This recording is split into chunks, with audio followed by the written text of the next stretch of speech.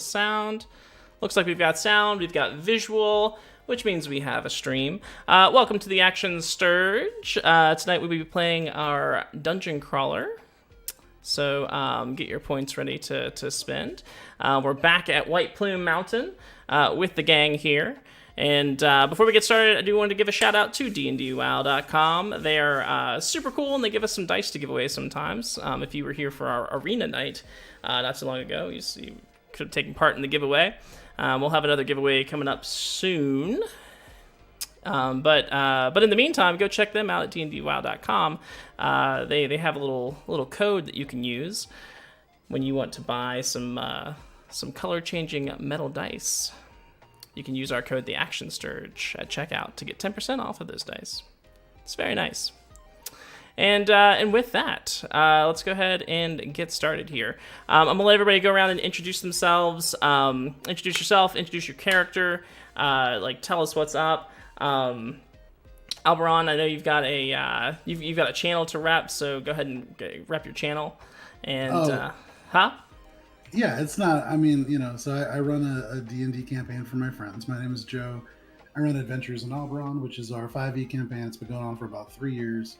You can check us out on Twitch at 8:30 p.m. Eastern Standard Time at twitch.tv/AlberonRPG. Thank you. Yeah, fantastic. And Deacon, tell us who you're playing tonight. All right, my name's Deacon Smith. Tonight I will be playing Harless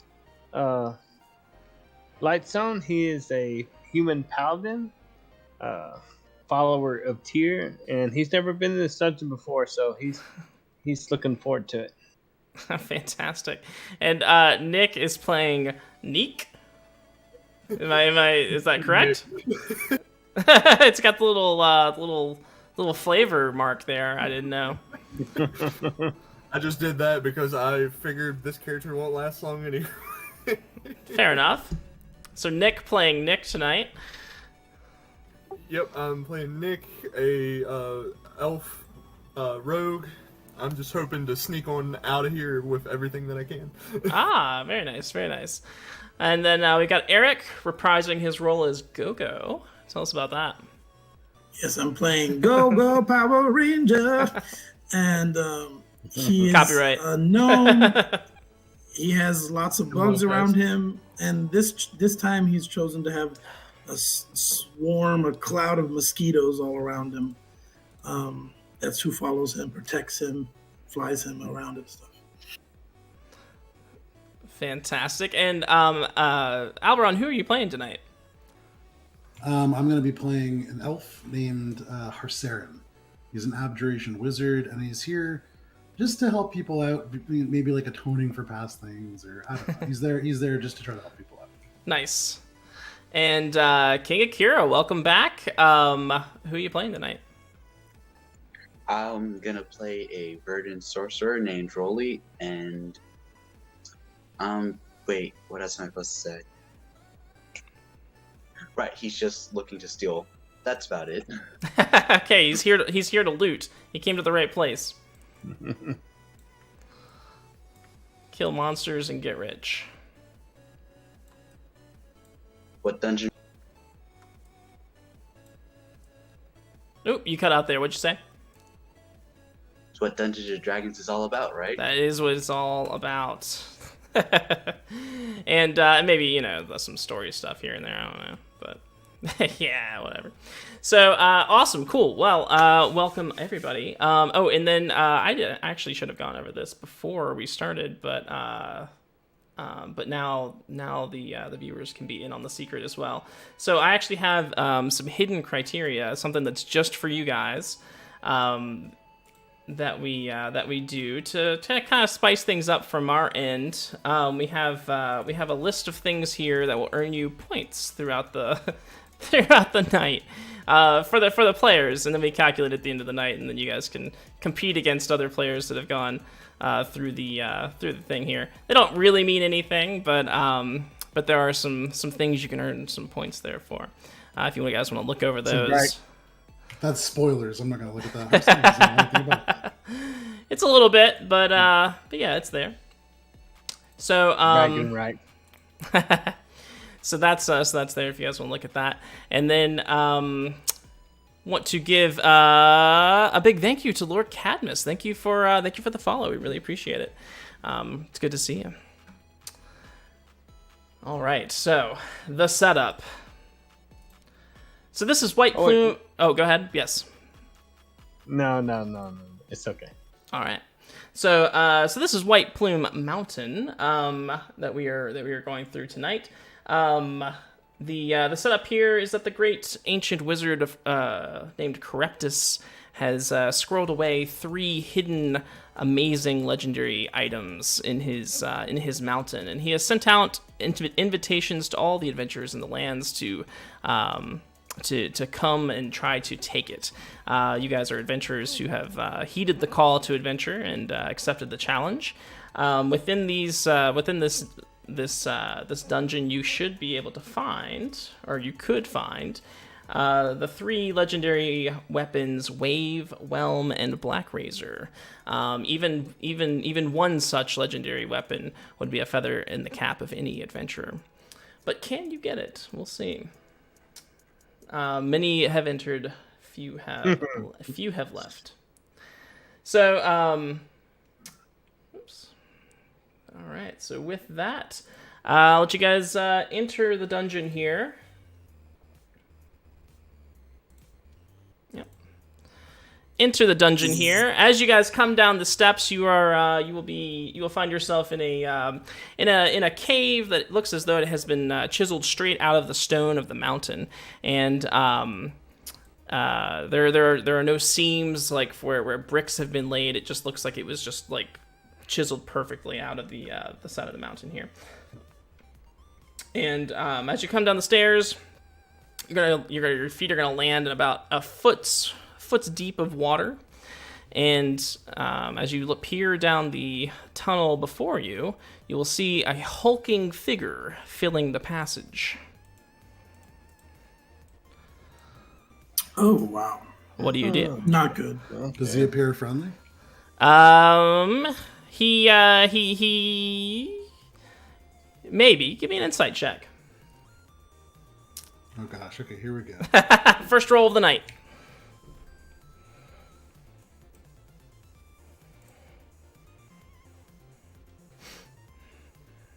That's gonna be a 3 there, Chief. Yeah, he actually does not look too friendly. He's got he's got this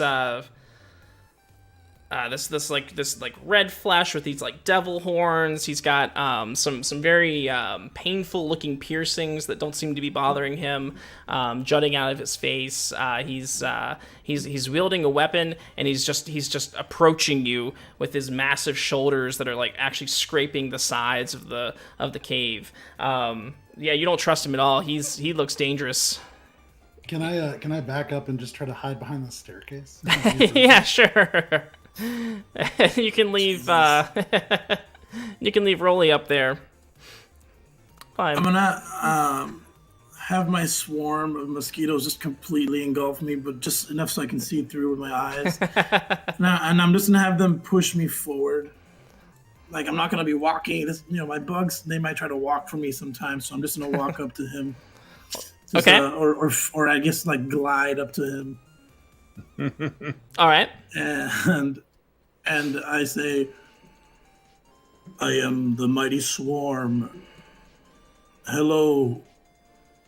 That's it. That's all he says. He's gonna look you up and down. Oh, go ahead, roll. I extend my hand and go, "Hey, how you doing? I'm Rolly, and you seem intimidating. But I'm sure we'll be great friends." And I'm just waiting for a handshake.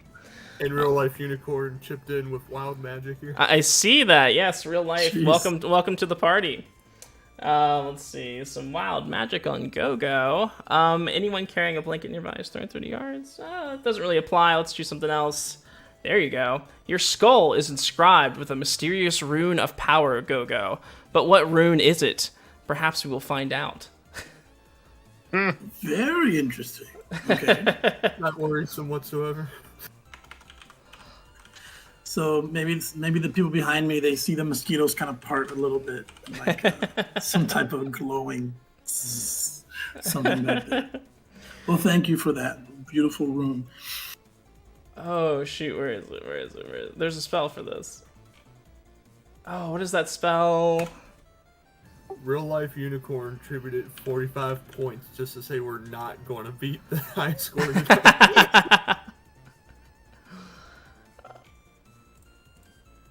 I think that's what it is. All right, 1, 2, 3, 4, 5, 6, 7, 8. Roll a d8. Go.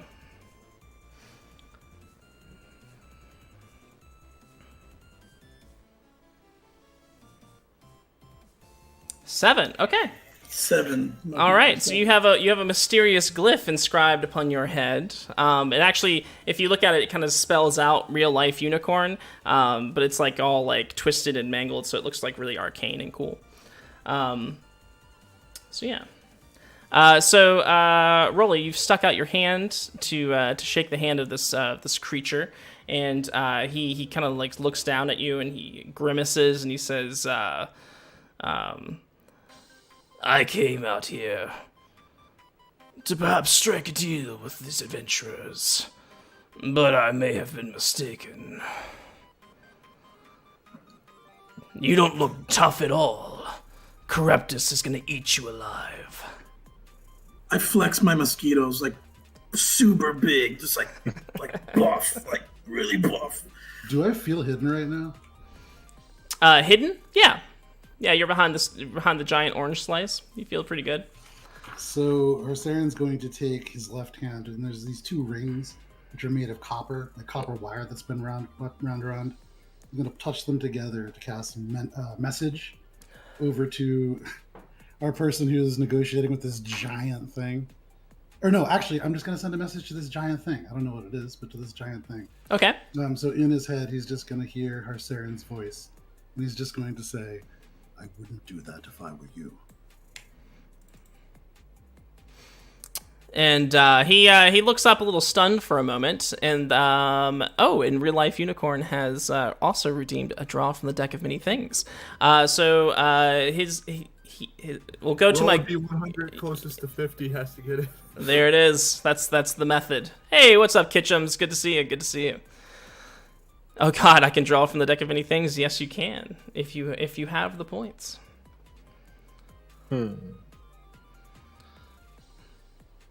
Oh God.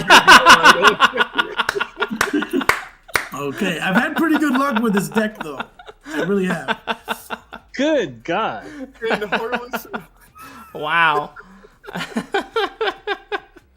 you almost didn't have to, is the funny. Oh my God. I know. Wow. Okay. A player character of the GM's choice becomes hostile towards you. The identity of your new enemy isn't known until a PC or someone else reveals it. Nothing less than a wish, a spell, or divine intervention. All right, so there's no way I can really hide this from anybody. So I'm gonna choose. Actually, I'll let Real Life Unicorn choose. Which one of the player characters here is now Goko's mortal enemy?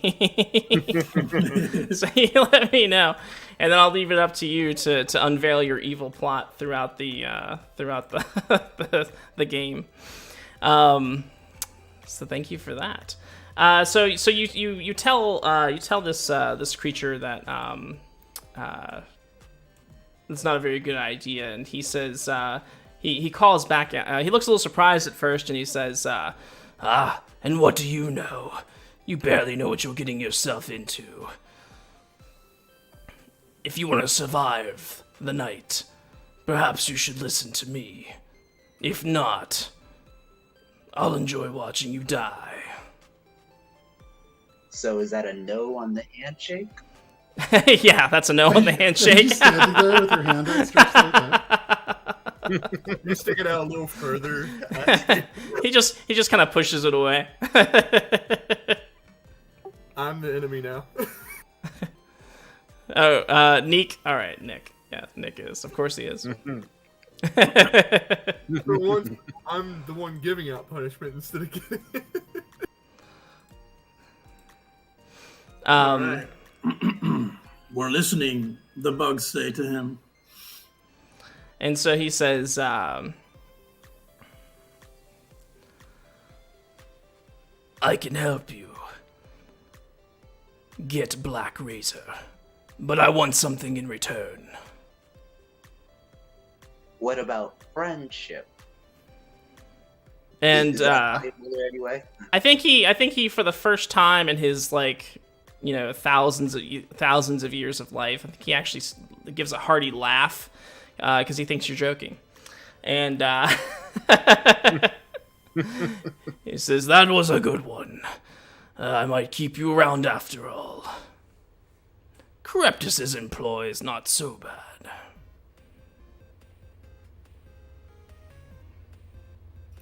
I'll step Okay. up. Yes, Go I'm ahead. step up. No, step up. Well, what's this then? What are we? Who is this Cryptus? Cryptus is the wizard that owns this place.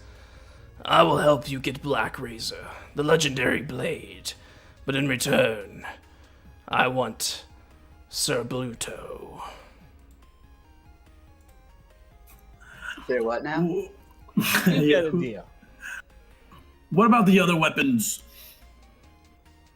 We shouldn't push it. We want all the weapons. Give me a charisma check of some sort, maybe a persuasion.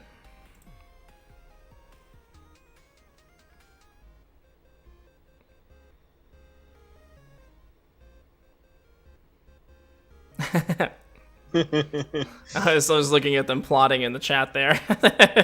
Real life unicorn's like, I just need 100 more points.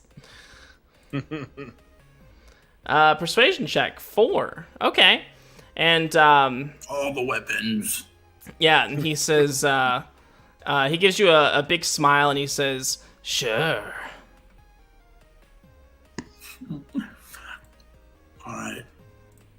So, who's Mr. Bluto? Tell us about the Bluto. He came with a battalion of men, searching for the magical plunder. He is trapped in here now, but he's under Cryptus's protection. I can't harm him. But you could make him beg for his life.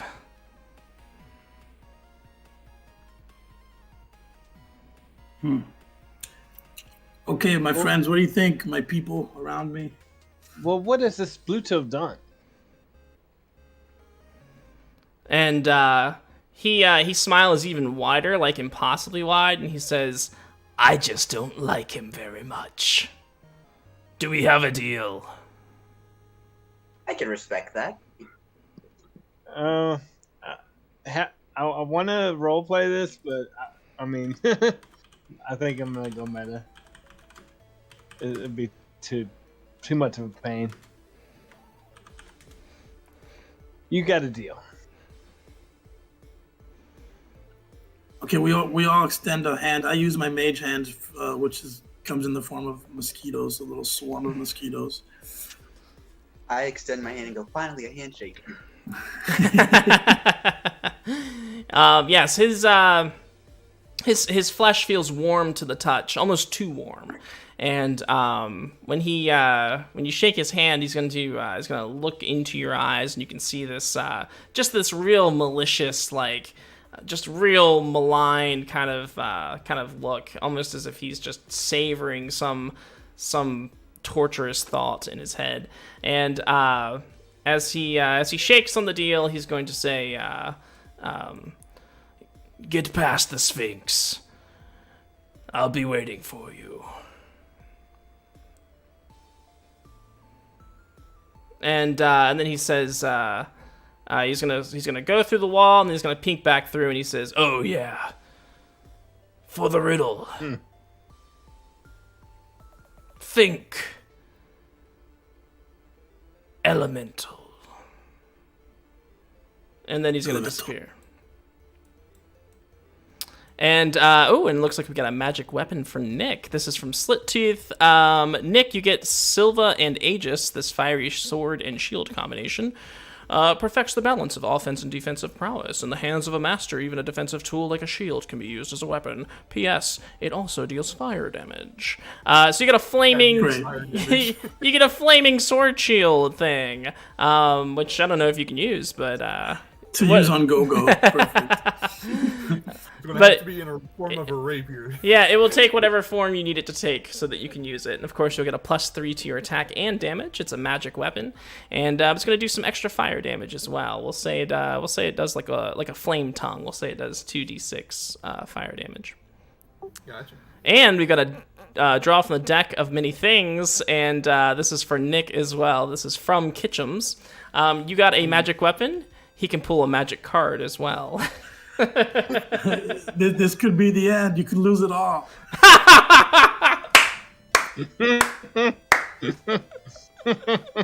Ow. No. Like literally every single Every time. time. Every single time. I think we should either remove the card or make me null to the void. No. So do you have like 30 Don't get it characters every floating time, around the mister. board? Like Can you it's put him like in one of my mosquitoes or something? Like it's statistically impossible. How many times you get that card? Substitute reality with my own. All right, which wacky character do you want to play? What are the choices again?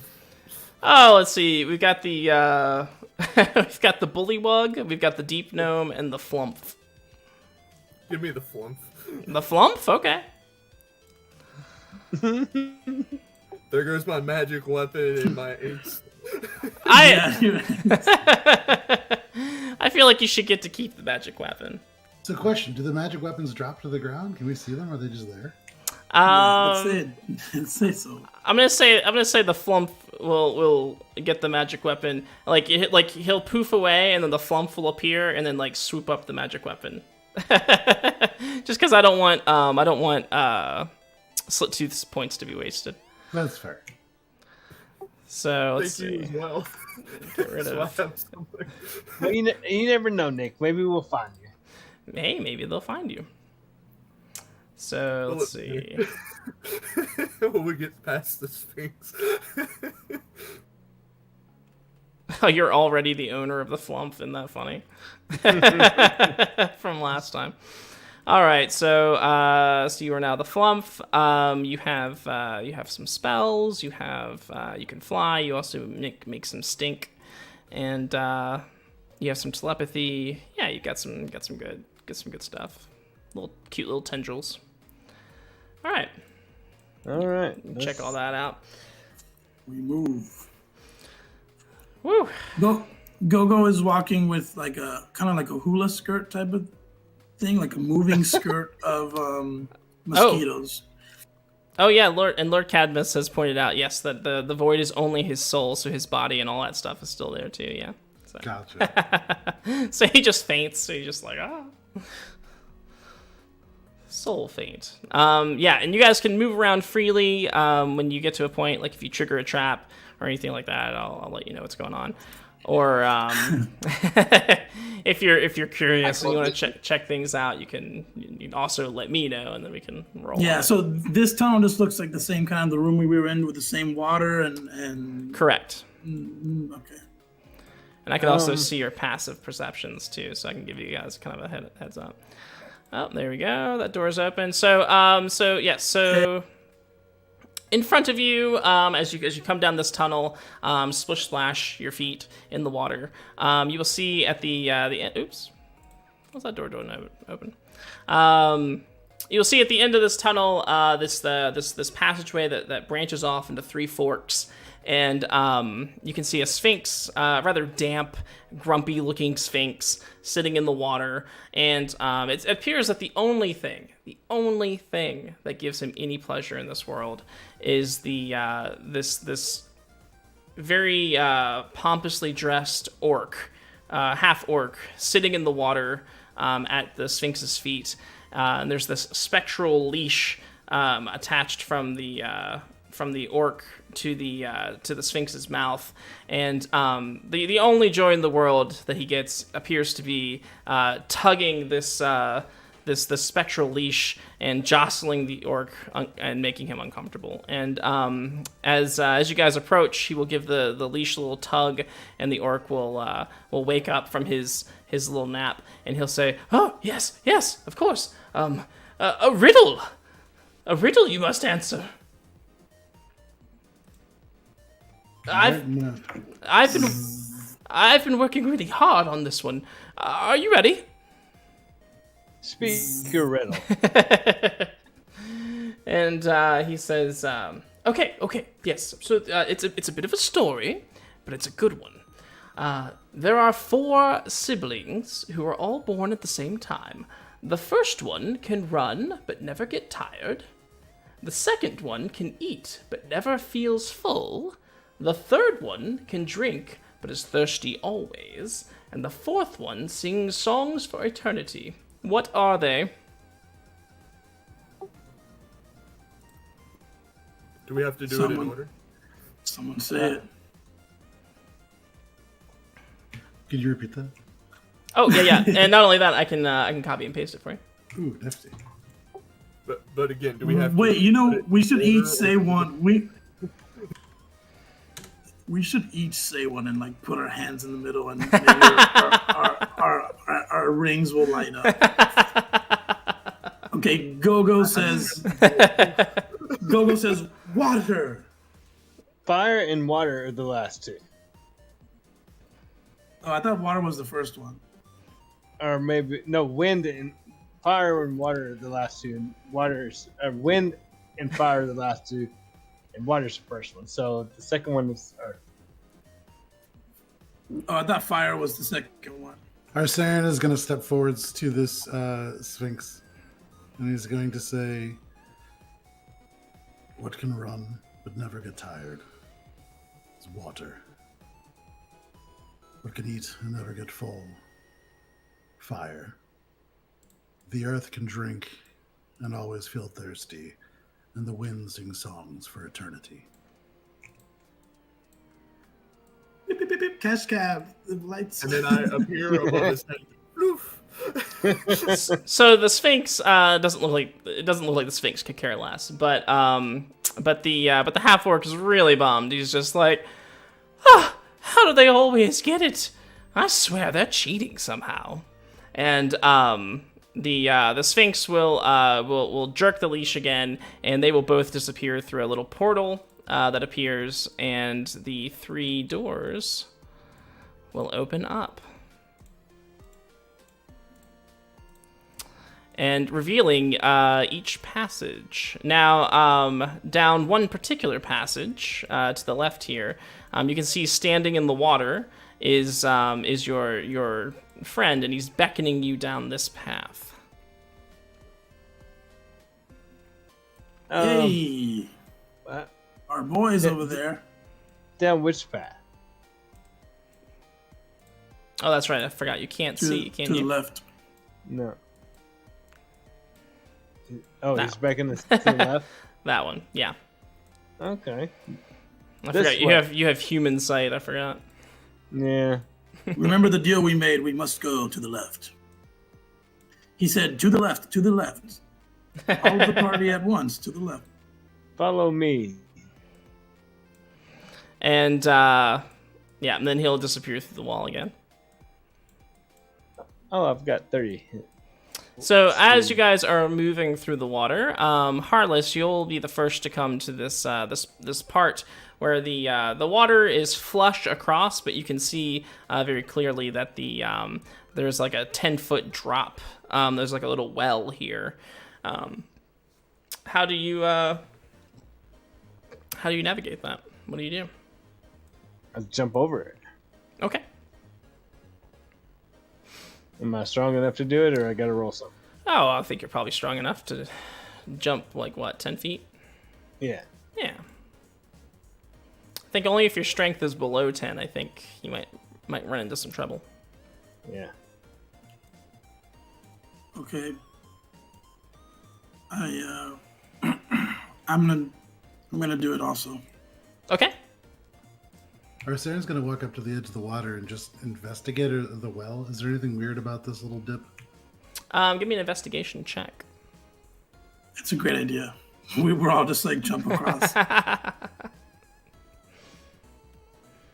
It's going to be an 18. Okay.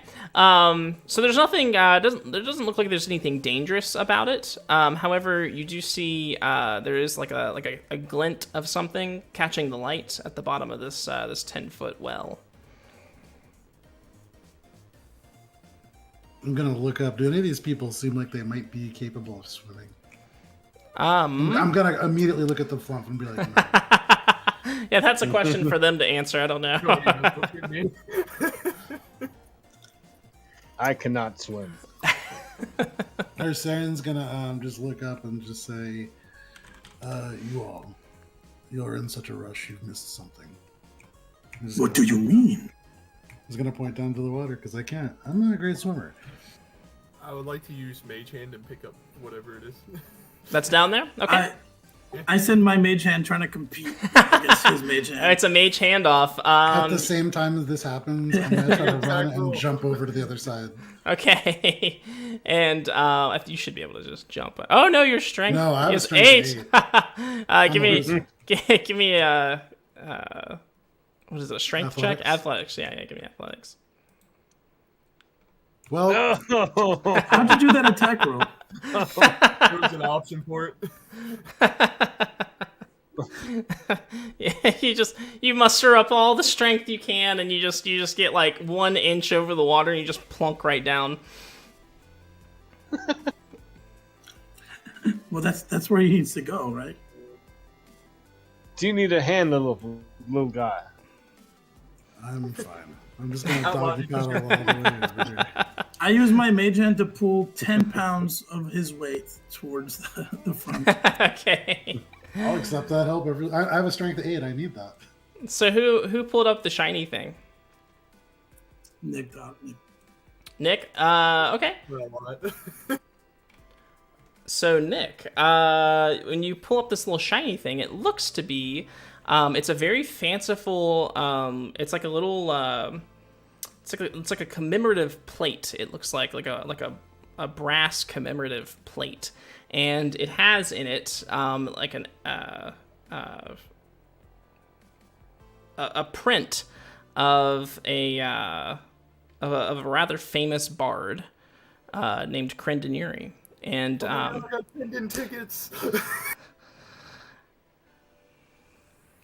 I'm gonna light a torch, by the way. I pull whatever I just picked up away.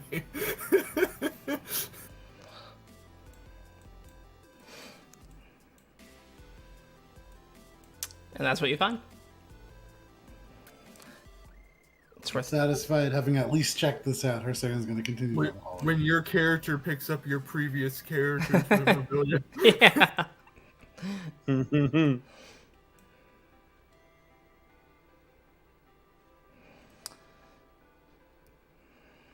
All right. And as you guys move towards the end of the hall here, so you're going to see us. Oh, go ahead. Wait, is Gogo with us here? Yeah, Gogo's here. I want to, as we're walking, just kind of say, first of all, have we introduced ourselves? Do we know each other's names? No, Gogo doesn't care. All his only friends are bugs. He just kind of like. I mean, he did help you out. He did help you, but he loves bugs. That's all. Listen, Bug Man. Yes, my name is Bug Lord. Apologies. Or you can also call me Mighty Swarm. Can I eat some of those? Do you know this creature that has kind of beckoned us down this hall? Do you have a previous association with them? No. Do I believe that? I do not. Like I said, I only really associate with bugs, and he's not a bug. No, he's never. He says no. He just says no. Do I believe that?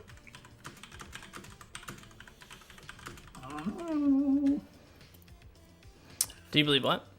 Do I believe that that Gogo doesn't know this demonic thing? I don't know. I'd say that's a judgment call. All the mosquitoes are like nodding their heads like this. They're like they kind of like pitch their buzzes or whatever they're called. They say he is telling the truth. Okay. Well, if the bug said it, then he only speaks to us.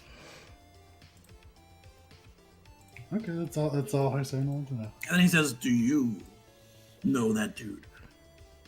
No, but I'm confused as to why we're trusting him so easily. And at that moment, his head will pop out of the wall, and he'll say, he says, "Because you'll be dead without me." Oh shit! I'm gonna turn around, look at this guy. Who? Do you have a name? The mosquitoes are like, I do. My name is Nox.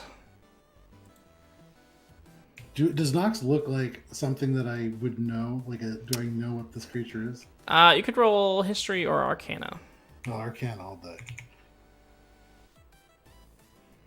Excellent. Yeah. Dirty 20. You're pretty sure this is a genie. Okay, that feels a little bit better. Yeah. Fire elemental, very powerful, very amoral. Yeah, they don't. Yeah. They're known for making, but they are known for making good deals. Like, like they're not like devils where they'll like try to trick you and shit. Sure, yeah. He has motivations that might not be good, but he's not gonna mess with us to like get those things. Yeah. Necessarily. Okay. But it should put your mind at ease a little bit that you can trust him. Okay. As far as the deal goes. So he says, this next part, things are gonna get hot. I suggest taking all that metal off. I feel fine. As I'm halfway down. And then he's gonna disappear through the wall again. Looking down the hall, is there anything discernible that might make heat happen? Go ahead and give me a perception check or arcana, either way. wait, the fluff just gets a free pass here, just running through here. Yeah. That's a natural 20. 28. Ooh, beautiful. Yeah. So as the flump flies down the hallway, you will make your check. There are these large copper plates along the wall here. Are these like copper like discs, kind of like pushed into the wall, and you get. Let's see. If you're investigating them, the ones closer to you don't seem remarkable. That's an Arcana check. Oh, sorry, Arcana check. The ones closer to you don't seem remarkable in any way, and actually, you'll feel pretty confident that you can go until about here before you start seeing like actual like magic runes that matter. And the impression that you're going to get here is that these are number one in a state of permanence, to where these like. If you were to attack these copper plates or try to destroy them in any way, they're pretty very resilient to the point where you nothing short of a wish spell could probably damage these things. And then you're pretty sure that when metal passes through them, it basically has an effect of heat metal. And then the last thing that you can determine is that the first one in front of you looks like the weakest form of that spell, but if you crane your neck a little bit and you can kind of like look forward, maybe you can see like a bit of the third one here. You could see the spell, the runes get more complex, leading you to believe that the damage scales as you go further. So as this pink flump just drifts down the hallway, nothing's reacting. It seems like maybe a touch. Yep, nothing's reacting, but the flump also does not have metal on it. Gotcha. I am all flump. Well, this All scene of is you. trying to get us to unveil. But I suppose I will take it off. And I take off all my armor and tie it up with my bedroll or some hemp rope or something.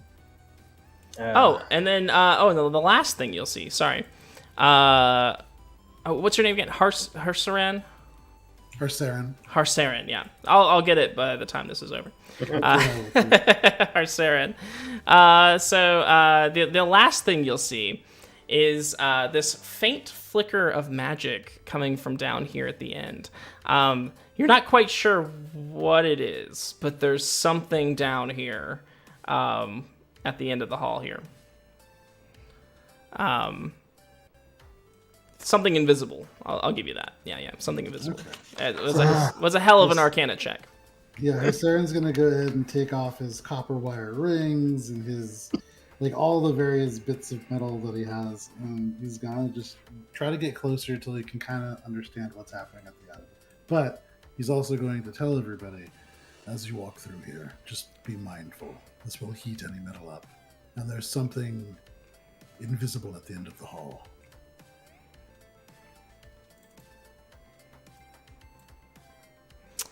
Whoa! Also, Kitchums just gave out 5 community gift subs. Thank you so much, Kitchums. Nice.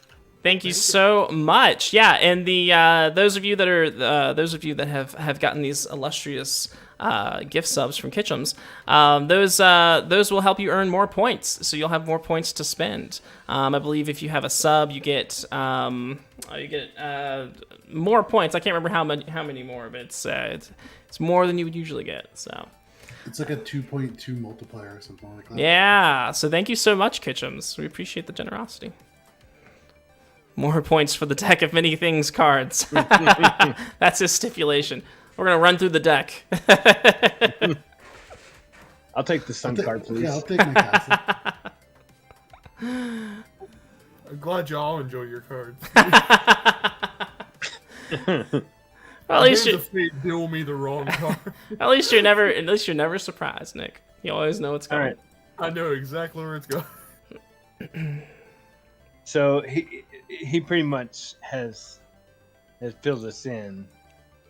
Albergon? Or no, Harsaran? Harsaran, yeah. So, yeah. I will strip down to my knickers. Yeah. Gogo's just gonna take everything off. Every single thing, and I'm just gonna have like a... You only have to take off the metal. No, but he just takes, just to be safe, takes everything off and just wears like a bikini of mosquitoes. I just felt that, and it was uncomfortable. I'm now itchy all over. Thank you.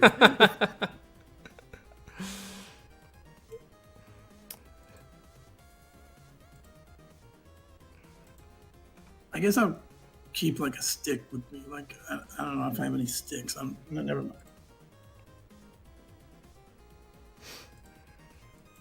Sure, there's a rock nearby you can use as a weapon.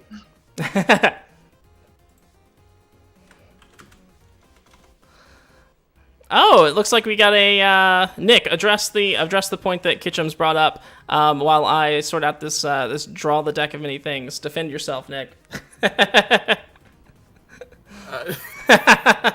I'm gonna leave that to you. To have the flump vanished is what I'm ready for. Huh? No, he says you picked up Nick's previous magical weapon. Are you gonna take some damage or not? Yeah, I mean, I forgot about that.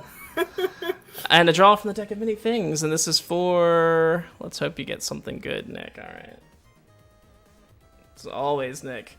Oh, never mind. Every magic item you wear or carry disintegrates. That's perfect. Perfect. As it's about to heat up and burn me, it just disappears. It just poofs into nothing. It's so hot that it just disappears. All right, so so the real question is, how are you transporting the metal through the rings here? How many mage hands we got?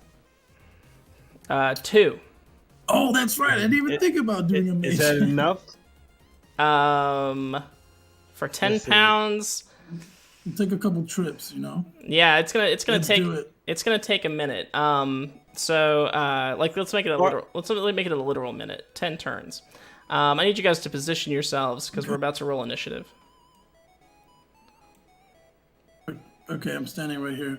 Okay. So, did we bring all of our gear through with the mage hands? You're in the process. While Okay. you're navigating that, something's gonna happen. Or I could tie the rope to the bedroll and go 50 feet and then pull it, and then go the other 50 feet and pull it. I feel like that'll burn the bedroll. Burn the rope. It might. So what will you do?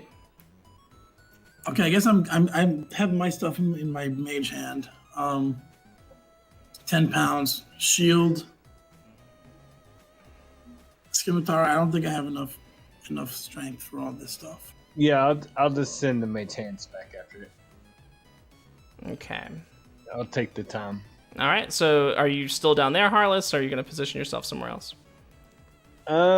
Yeah. I will. Let the chaos envelop you, Kitchum says. Okay. It's not chaos if you keep repeating it. All right, so you guys can be there. So this process will take some time, but while you're navigating that, the thing that was invisible over here is going to do its thing, and let's have everybody roll initiative as soon as I get you in battle. This is initiative for us to start a Yankee swap, right? It's going to be like a good thing.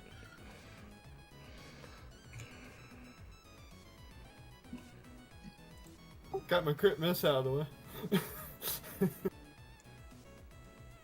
Man, look at that initiative for a wizard. All right. It's Wizzo the Wizard. Yes, it is Wizzo the Wizard, and oh goodness. Yes, he's there. All right. Harsaran. I got it right. Harsaran. God damn it. Harsaran. No, I said it wrong. Harsaran. Honestly, this is a random character I rolled on D&D Beyond, so it could really be whatever you want.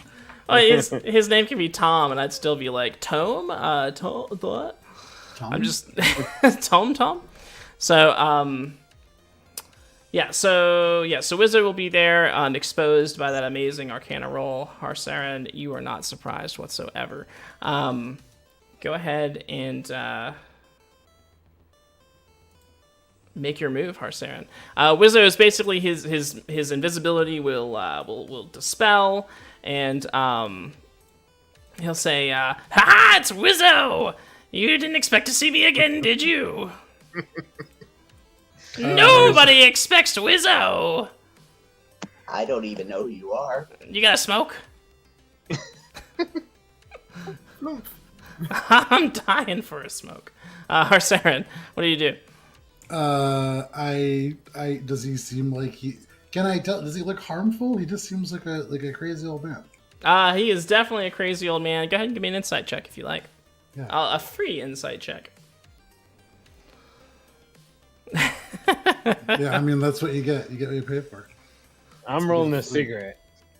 Yeah, no, he looks pretty harmless. He's just this wild, crazy old man. You might even think that he's lost in here. All right, well, I guess Harsaran's just going to walk right up to him, 15 feet of movement. Okay.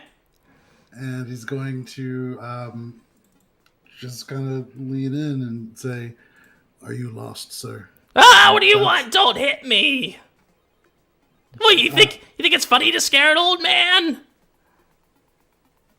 Harsaran's gonna look around at everybody else and just kind of like turn over his shoulder, like not sure what to do, and then turn back to this old man and just say, "Is there something we can help you with, sir?" What, you think I need help? My character seems. I'm not that old. And yeah, and he says, actually, there is one thing you can help me with. Look into my eyes. Look into my eyes. Don't look around my eyes. Look into my eyes. And then, is there anything else you wanted to do on your turn, Harsaran? Not look into his eyes very pointedly. Yeah, that's it though. Yeah. Okay. Harless, what will you do? I'm embarrassed. I'm trying to cover up over here. Okay. Hopefully not be noticed. Okay. Anything else? I will ready an attack if he gets froggy. What kind of attack? A melee attack. Like with your fists? I suppose, since I have no weapon. Okay. So just for reference, are two out of 5 of us naked right now? I think so, yeah. Okay, just checking. Yeah. I'm always naked. I Yeah, mean, you're as naked as you want to be. I mean, you know, it's I've got undergarments on, but man, they're not the best shape. So, and did you want to just be standing over there with that ready to attack, or did you want to get closer? No, I'm not gonna get closer. I will. Are you sure? Yeah, I'll get right there. Okay. I will move up a hair. Don't worry, guys. I'll tank this encounter. So Wizzo will then he'll say you're not looking into my eyes. Look into my eyes, and then he's gonna snap and give me a saving throw. Harsaran. Is there a kind that you would like? Yeah. As soon as I look it up.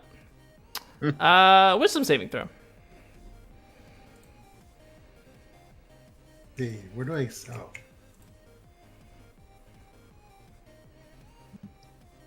Where do you what? that's a natural Oh. 20 for 23. Ooh. Ooh. And he says, he says, enjoy being a frog, sucker. And then he like looks and you haven't changed, and he's like, oh, it was a joke, get it? And then he's gonna run. 1, 2. You can take an attack of opportunity if you like. I don't have Warcaster, so it can't be a spell. It would just be reaching out and punching him, and honestly, I'd probably hurt my hands. So I'm gonna let him go. All right. What is his speed anyway? 30 feet. Okay. So- he's gonna get to the top of the stairs and he says, "Don't follow me." I bet he's not faster than a lightning bolt. I think we should follow him, guys. Who is that guy? You should clip that for Paul.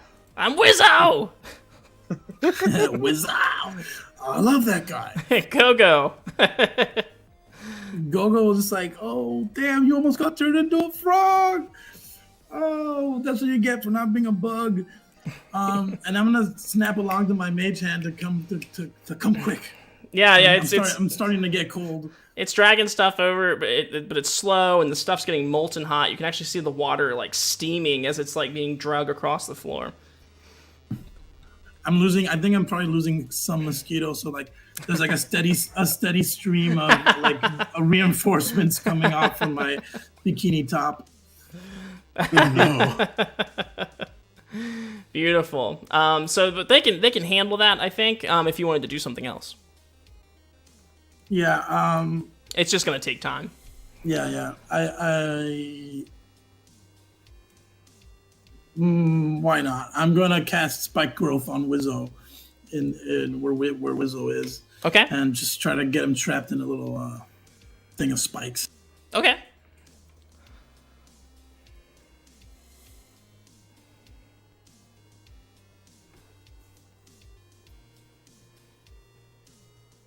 I don't know how to do that because I never cast spells, but I'm gonna figure it out. Go Oh. to your character and go to spellbook.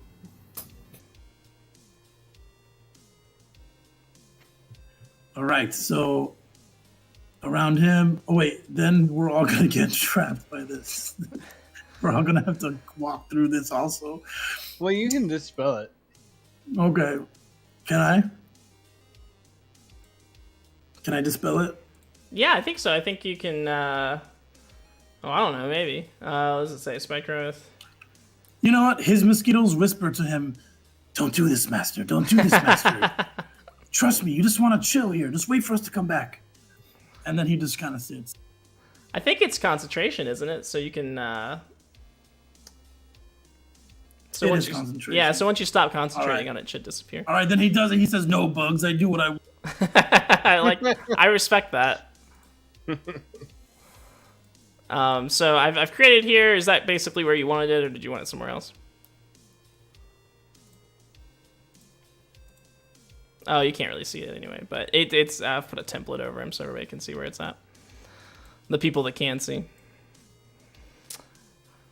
So what does he have to do? He has to it becomes difficult terrain when a creature moves into the or within the area it takes. So he's basically just trapped, and if he moves, he takes some damage, right? I believe that's how it works. Oh, I can't hear you, Eric. I'm sorry. It's very Right, foul. my bad. I wasn't talking this whole time. Oh. I just say, Wizzo. I say, Wizzo. You better not move, or my spikes will get you. And like a bunch of beetles kind of come out the ground and like raise these like spikes up, like. And You call these spikes? I've seen bigger spikes. yeah, we'll try to move Wizzo, and then Ow, they are sharp. I guess I'm gonna ask him what's beyond this corridor, Wizzo. Tell me now. You want to or my know? Spikes will get you. Yes, we want to know. You really want to know? Yes, but I'm averting my gaze. I'm not trying to look at him. I'm just trying to ask him what's going on. Look me in the eye when you interrogate me. The mosquitoes are in front of my eyes. I can't see him. Well, I can't see. There are these spikes all over the place. Okay, my mosquitoes form two big eyeballs, and they like look at him really hard. I'll tell you what's in the next room, but only if you can do something for me. What do you need, Wizzo? He says, I need you to kill Lanzo. Who's Lanzo? Oh, he's this unbearable prick. Sure, we'll kill Lanzo. Sweet. We'll do it, right, guys? We'll kill Lanzo. Half the people in this dungeon. Yeah, I know. Who is Lanzo? He seems an unbearable prick. Lanzo Castigo. You'll know him when you see him. Is there more helpful information? Do you know their abilities or their capabilities? Yes, he's got a huge lance, and he's really proud of it, and he talks about it all the time, and the innuendos are just endless, and you know what I'm getting at here. So if you can take him out, I would be much appreciative of it, and I might even help you get past this frictionless room. Oops. So it's a frictionless. Oops. Frictionless room, Wizzo. Wizzo, we need your help to get past this frictionless room. I know, that's why you got me in a corner here. You know, I'm willing to talk ball. Talk ball. Where is this individual? Where do we need to go to fight this land? Oh, he's close by. Okay. So beyond this corridor is a frictionless room, you say? And you know how to get through it? Oh, yeah. I can't promise that you won't get super tetanus, though. Okay. Super tetanus. I'm assuming I've got everything retrieved from the. Yeah, I think this conversation's lasted long enough to where you can do that, unless anybody else wants to like attack Wizzo or anything. No. Watch out for the spikes. I have nothing to gain from attacking. Oh, did I see? Has Fork Puff joined us? Oh, Fork Puff. You don't have to worry about the spikes, do I? Yeah. Why would you not? Because I fly. Oh, yeah. Well, in that case. Hey, I can fly too with my bugs. Everyone else has to go through the spikes. So we'll end that combat, and as you guys start to cross the room, this secret door over here will fly open, and you'll see the tip of this lance start to maneuver through it, and it's huge. Compensating. And at the end of the lance, this angelic looking half elf will step through the door, and he'll say, Did someone say Lanzo? Who said that? I don't think I said that. Well, surely. Legal reasons, I am not required. We said Wizzo. Sorry, sir. We said Wizzo. Oh, is Wizzo here? Yeah, he's over there. Shut up! Wizzo! He must have stopped getting my invitations. He's missed 3 tea parties already, where I've gone on very long monologues about my youth. You look very young. You look great. Thank you. Unfortunately, I do have to kill you. It's Kreptus's orders. Wait, so you have tea parties specifically about your youth? Oh, yes. And, what are you trying to do there? Just kind of try to jab him a little, make him focus on me more than anyone else, just to annoy him. Okay. While this is happening, are we able to move around the room pretty freely? Yes. Okay, so I want to kind of like walk forward and just kind of nudge either person on this side of me over here. We have Gogo and we have I still don't know how to pull up names on this. Harless. And so I'm just gonna kind of gesture with my head over to the right, and then I want to walk over, seeing all the metal on that individual. I'm gonna walk over to this hallway here and kind of get on the other side of these ruins. That I like that. Okay. And so I see a plan for me here. I'm gonna go ahead and get us into an initiative order, just to sort of keep a loose track of what's going on and when. You guys can go ahead and roll some initiative. Happy Diggleberry. Yeah, Happy's down there. Dang it! Wow, we did not do great. 6s and 7s across the board. Yeah, we suck. And so Lanzo is up here, Rolly, and he's gonna lavish you with a story of when he was young, and he wrestled an ox to the ground, but he didn't kill it. He tamed it, and he taught it the true meaning of love, and then he rode it around shirtless for a couple years, and chased the sun and the moon, and yeah. So he just goes off in this like whole thing. Meanwhile, behind him, out of the door over here, these you see this like really like slippery looking like loose fitted skin pale little creature sort of like start to nuzzle his way through the door, and oops.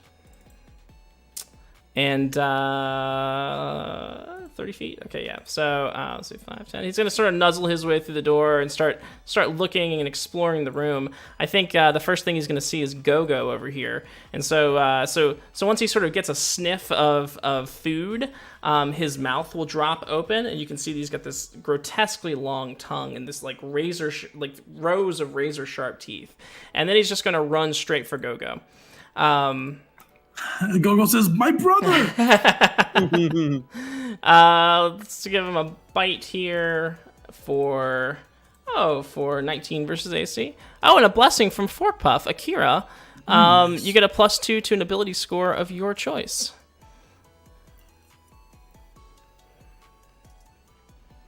Akira. Oh, nice. Thank you for that. Gogo is gonna go like this, and his mosquitoes are gonna create a shield in front of him. Ooh, very nice. Raise his AC up by my proficiency, which is 3, and bring it up to 21. I'm always curious to see what the damage will do. Yeah, so he just starts like he gets a mouthful of bugs, right? Yeah, just mouthful of bugs, maybe a couple mosquito bites, and Gogo says, "You're not my brother." Yeah, it's not unpleasant for him. He likes the bugs.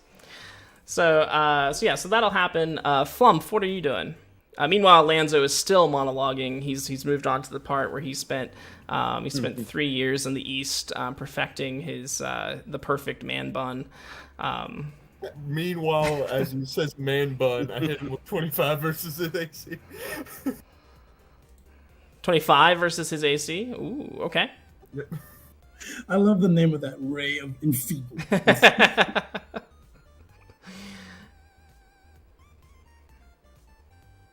On a hit, the target deals only half damage with weapon attacks that use strength until the spell ends. Fantastic. No, it was just getting to the good part. Assuming he's not a Dex person, I figured that. And so, of course, is that Harless? Yes, it is Harless. Harless has blessed us tonight. I don't know. I couldn't imagine his head actually fit into the dungeon. If the room starts to flood, you guys can like stack on top of it like a. All right, so and so what happens when you hit him with your Ray of Enfeeblement, Mr. Flump, is his lance goes a little limp. It's what Paul would have wanted. He goes, "My lance." Floof. And anything else, Flump? That is all. All right, so let's see. 5, 10, 15, 20, 25. So the next ghoul will come out, and since Akira is talking, since Rolly is talking to Lanzo, I don't think the ghouls are going to go for him, but I think it's going to start to come over here towards... it'll double move over to Heartless. It just won't be able to attack. And then... darting out of the room, a halfling with a rapier in one hand and and sort of a hood over his face. He's as quick as quicker than you've ever seen. He just sort of like comes out of the room, assesses the situation, and looks at Lanzo, like rolls his eyes and sighs. He's gonna push Lanzo aside, and he's gonna step forward and he's gonna try to stab Rolly. These things always remind me of like Fire Emblem. If you guys have played Fire Emblem, where like every now and then there's like an obvious not character that you can gain to your party, like fighting with all the other like ghouls and goblins. Yeah, right. They have like blue hair. Well, and if you're trying to get some points, if you can rescue these people are previous adventures. Right. If you can get them out of the dungeon, you get some extra points. So and rescue them. Now, Happy Jiggleberry has crit against Rolly. That's what he does. That is what he does. So there's that, and then of course the sneak attack damage since he's got an ally there. Wow, which only a lot did of damage. Yeah, it wasn't as much as I thought it was going to be, but it is a lot of damage.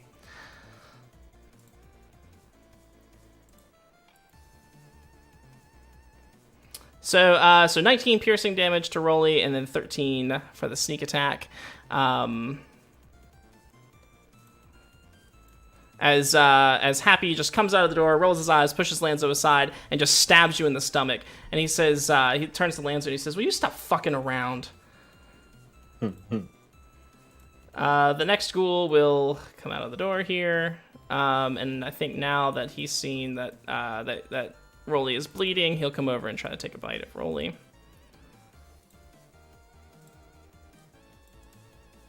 For another crit, Rolly, I'm so sorry. I'm so sorry. For another 19 piercing damage as he comes over, he just gets a big old chunk. I was just enjoying some pleasant story. Oh shoot, we have a spawn monster from Real Life Unicorn. Let's see what that brings us as well. Oh my god. Perfect Amazing. timing. Let's see. All right, so we got one white.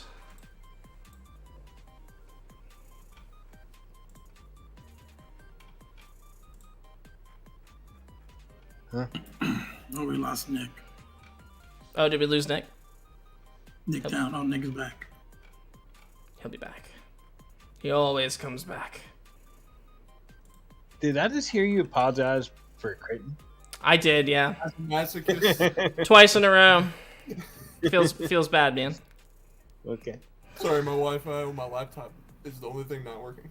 My computer can run perfect. It makes no sense. Yeah, I guess this thing will just be in here. No, Hey, can maybe I it also should come. say that I always thought this channel is called The Action Surge. I never knew it was the Sturge. like I've been playing with you guys for a couple months now. Well, welcome to the Action Sturge. That's funny. It though. only took 5-10 times. Yeah. That's funny though. Let's see. Yeah, I guess I'll start off in here too. Add him to the combat real quick. Real quick. Okay. So that was that ghoul. This ghoul. 1, 2. I think he'll double move as well. He'll probably come over here between you guys. Kind of filter out. Go, it's your turn. Okay, Go is going to cast another spell. He will cast Zephyr Strike. Ooh, okay. Boink, boink. Cast.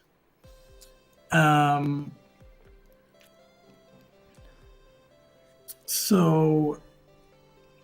He has to drop the. Oh, sorry, you dipped out there for a second. Oh, I keep on this push to talk. I say, Wizzo, fight with us, my brother. Kill Lanzo, your mortal enemy. My bugs will fight with you. And then I drop the concentration on the spikes, and I cast Zephyr Strike. Now I can move like the wind. And I'll give myself advantage on this. Actually, I'm gonna save the. I'll give the advantage right now. Might as well. And I'll strike at this one that hit me. Okay.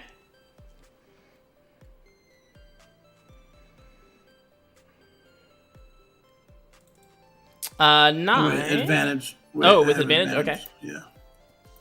Ooh. Wait. 9. So, yeah. so 9 is a miss, unfortunately. Okay, and I'll say, let's try that again, my bugs. And I'll do another attack.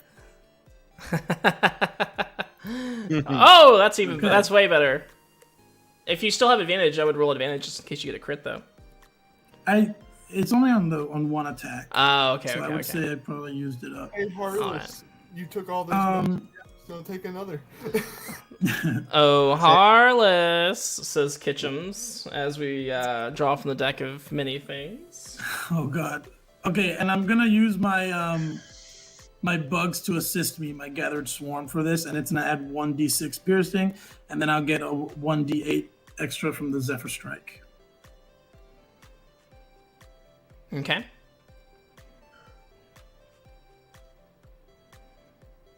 Just like to let everyone know, I got the comment. The comment, yes. I don't know. I don't know whether to trigger that on this one or the next one. I'll let the viewers decide if they, or I'll let Kitchums decide. Should it be this group of monsters here or the next one? Interesting. So I hit him for a 20. 20, nice. Trigger it. All right. So from here on, if Harless defeats all of the monsters in here single-handedly, then he can gain a level. And that's up to the group to decide if you want to let him try. Okay. we all bow out of this one. Go ahead, Harless, take it. Well, continue. wait a minute. Is anyone else feeling I need to short? fight back a little. It's your destiny. I just need to defeat the next hostile monster Or a group of monsters. or a group of monsters. Oh, okay, I see. I will move like the wind with my Zephyr Strike powers. Okay. And not provoke. And I'm just gonna do it just cause I'm just gonna be like run around a little bit and come on this side of this one and say, don't look now, but I'm right behind you. And then my bugs will do like the little tap thing. On Okay. the shoulder. Excellent. That'll be all. All right, and then Harsaran. All right. So from Harsaran's point of view, this guy came out to start like chatting, and then as like I sneakily walked away, all of a sudden all of these like undead creatures stormed out.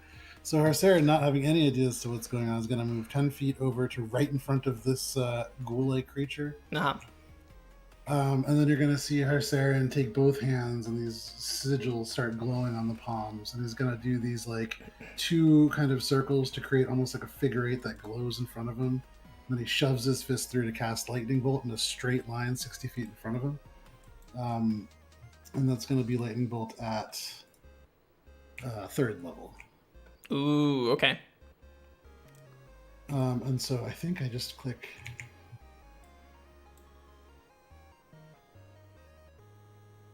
How do I make it happen? For the lightning bolt, let's see, spellbook, and then if you Click on the left, whenever you highlight over it, the little die should appear, and I think if you click the die, it'll ask you if you want to cast it. There you go. Yeah, you got it. How do I change the direction of this thing? If you want to put the template down. Oh, I got it. Okay, yeah.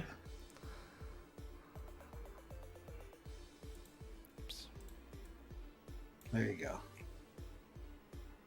Nice. That's some geometry I can get behind. Gogo's like, all right, whoa. All right, what's the DC?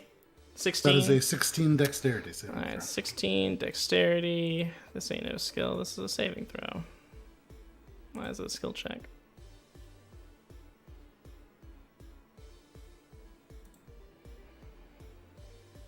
Saving throw. There it is. 16. And let's roll it. All right, so let's see. One of the ghouls passed. Lanzo passed. Happy did not. And the ghoul did not. So we'll say the closest ghoul here didn't. Happy didn't. And then as it got farther away, it seemed to become less effective. But they're still going to take some damage, I believe. They take half. So the ones who failed take 22 points of lightning damage. And those who succeeded take half, except for the rogue. I imagine they use evasion. Okay, and of course, Happy uses that move that Happy always uses to have the damage. Anyway, rogues, you know, and then 22. Yeah, so that ghoul in front of you will just explode, like just a rotten carcass going everywhere, dead. And then this one back here, take a hefty amount of damage, and Lanzo will only take this much. And then using the remaining part of his movement, Harsaran's going to back up 15 feet down the hallway. Okay. Oops. Excellent. And then, cool. So, sorry. What happened? Huh? Oh, sorry. I saw something special in chat. I didn't know if it was like a thing or not. Kitchum's, I have... Oh, it was a reply. Oh, I see. Okay. Or no. I have to allow this. Oh, interesting. Redneck is a flagged word. I'll allow it. So ghoul explodes, some damage is dispersed, and anything else, Harsaran? No, he's just going to back up down the hallway a little bit and just kind of see what happens and hope that he's safe down here. All right, cool. So it's Lanzo's turn, and of course his lance is a little limp, and but he still turns nonetheless to try to see the person who attacked him, which I guess is the bug. Was it the bug guy? No, it was the flump. So he's gonna charge at the flump, and That flump this D. The wizard did it. Yeah, okay.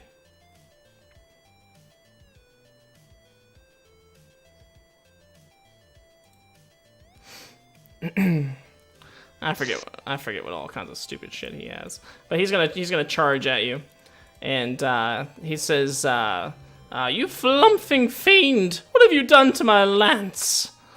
And It seems like you just can't handle your own. and of course, as he moves away, Rolly, if you wanted to take an opportunity attack, you are more than welcome to.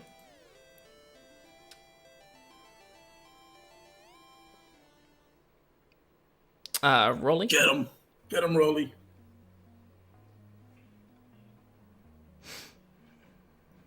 He might be trying to do it.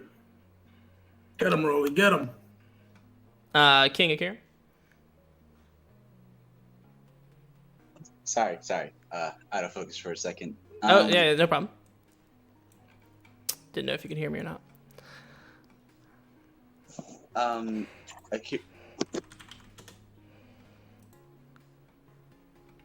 Oh, sorry. If you're talking, I can't hear you. Sorry. Rolly grabs his sickle and slices at the air a little. Okay. And while doing that, he casts Sweeping Blade, I believe it's called. Let me check, so I'm not casting the wrong thing. Okay. Sword Root. And there's a saving throw to see if this hits or not. Okay. 17. 12. A magnificent 12. As Lanzo would say. And that does 8 damage. Okay, as he moves away, he'll take the 8 damage. This will not slow him, though, as he's going to get that flump.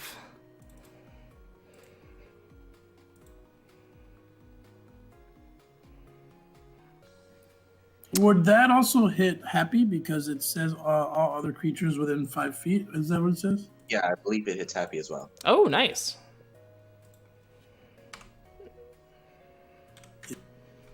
Excellent. I'm just saying excellent a lot tonight. It's like my new word. So, yes, Lanzo charges over. I was actually looking for an attack. Does this character actually attack? I don't know. Oh, he does. He crits. I promise I have not stacked the program or anything. It really attacks. Attacks all Ron, over. if you don't want me to play, you can just say so. Like, you just kill everything. Shut up and take 11 damage, you flump. Take it. Of course, you take less than that though, because I think his attack is damage, or his damage is halved while he's affected by your enfeeble. And Wizzo's just like, "Come on, you flump, give it to him. Do it for Wizzo."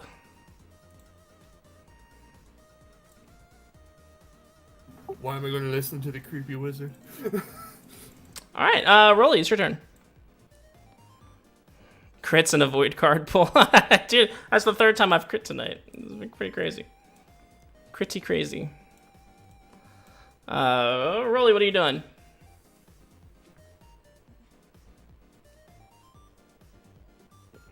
Or King Akira, what are you doing? I'm going to try talking Happy down. Like, technically I only have to kill the one person over there, so you could just leave me alone. Okay, give me a solid persuasion check.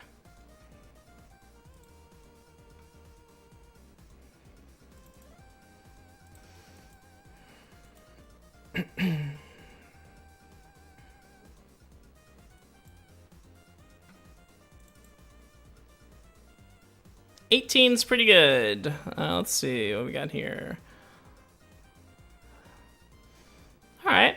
So Happy's gonna cock his head to the side, and maybe his hood goes up a little bit, and you can see his eye, just the one eye, and he says,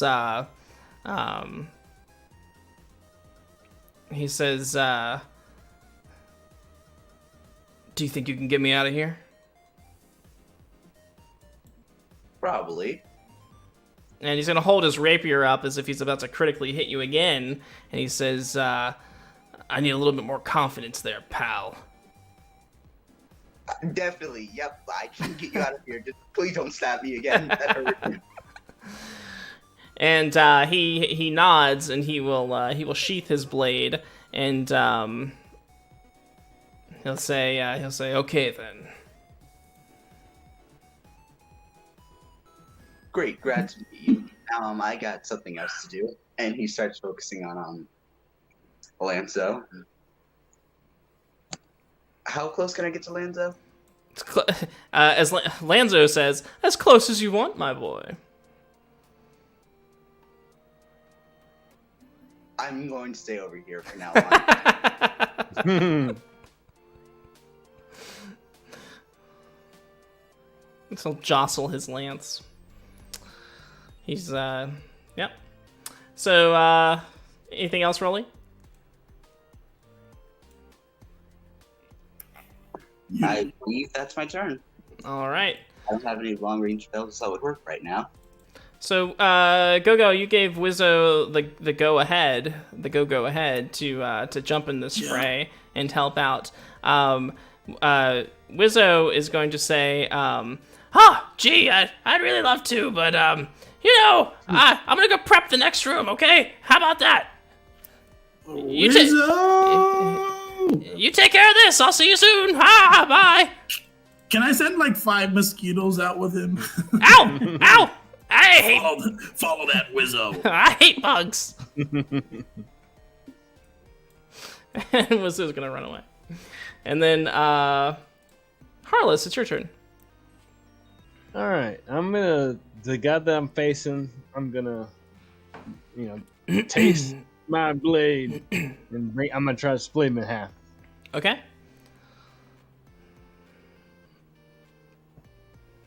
With a great sword. 11 will miss. All right, and I'm gonna try the same thing again. Okay. Oh! I can't. I can reroll a 1. not that one. Huh? I can't reroll that one. Huh? Oh wait, why can't you? No, I said he said it. Ring the bell. Oh. I thought it was only damage. Oh yeah, it is. Trying to get one over on me. I see how it is. All right. Also, I will channel divinity, control undead. Okay.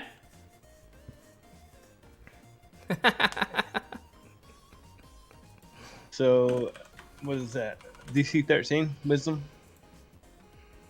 For the undead. Let's see. For the one between me and Go-Go. Okay. Wisdom saving throw? Yeah. 8. Yeah, and he is in my control. All right. And that ends my turn with those terrible rolls. Okay. All right. This ghoul is up. I think this ghoul will be kind of tempted by. I don't know. Let's see here. He was going after Go-Go, I think. So he's gonna come back over here to Go-Go, and this time he's gonna lash out with his claw. For 18 versus AC. Use my reaction again. My mosquitoes. Fantastic. At 3. All right. And then that will be its turn. It's the Flump's turn now. Again, he thinks he hits me, but he just gets some mosquitoes. What's the Flump doing? Thunder Wave. Hey, the flump is pretty good. The Flump's That's a nice little suite of spells. The Flump ain't bad. So a Constitution saving throw from Lanzo. Constitution. Knowing how his characters are made, I might have a chance. He says, "Don't you worry about my Constitution." didn't even say anything. I'm just I could go all night long. The Not food what you're- just makes like a fart. your spirit. That. But you rolled an 8, so you know. And 10 damage, and he's pushed back 10 feet. 10 damage and pushed back. All right.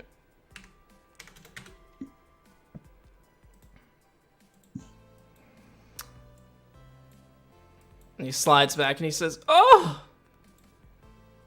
Anything else, Flump? That is all. All right. All right. This ghoul is under your control. What will you have it do, Harless?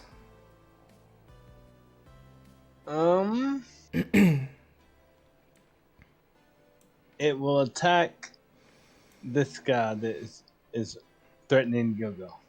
Okay. Oops.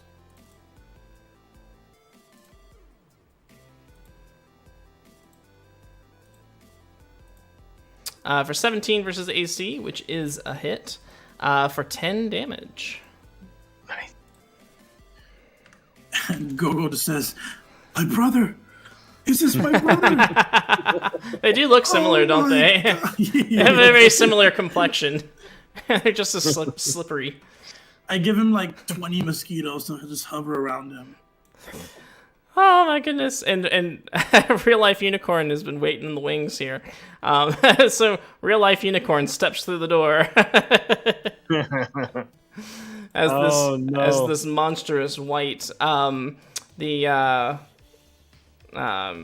will come into the room here and sort of survey the room. It's going to.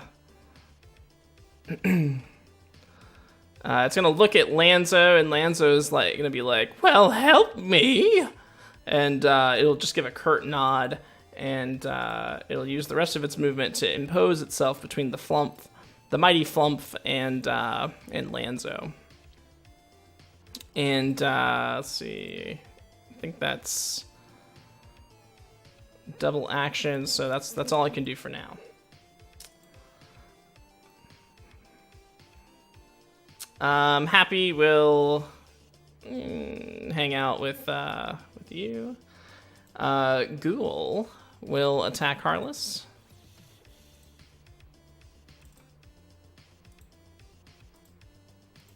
For 12 versus AC, which I'm sure is a miss.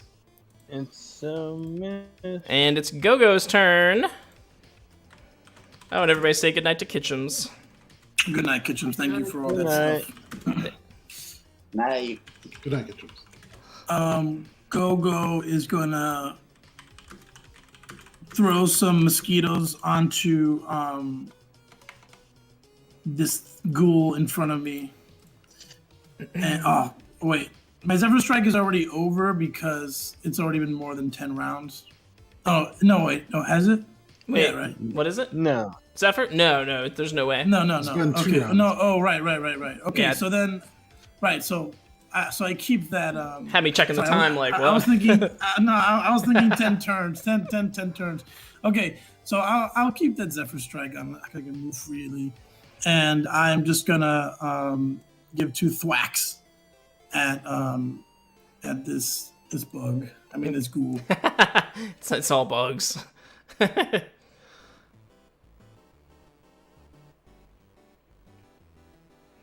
All right, 17 versus AC is a hit.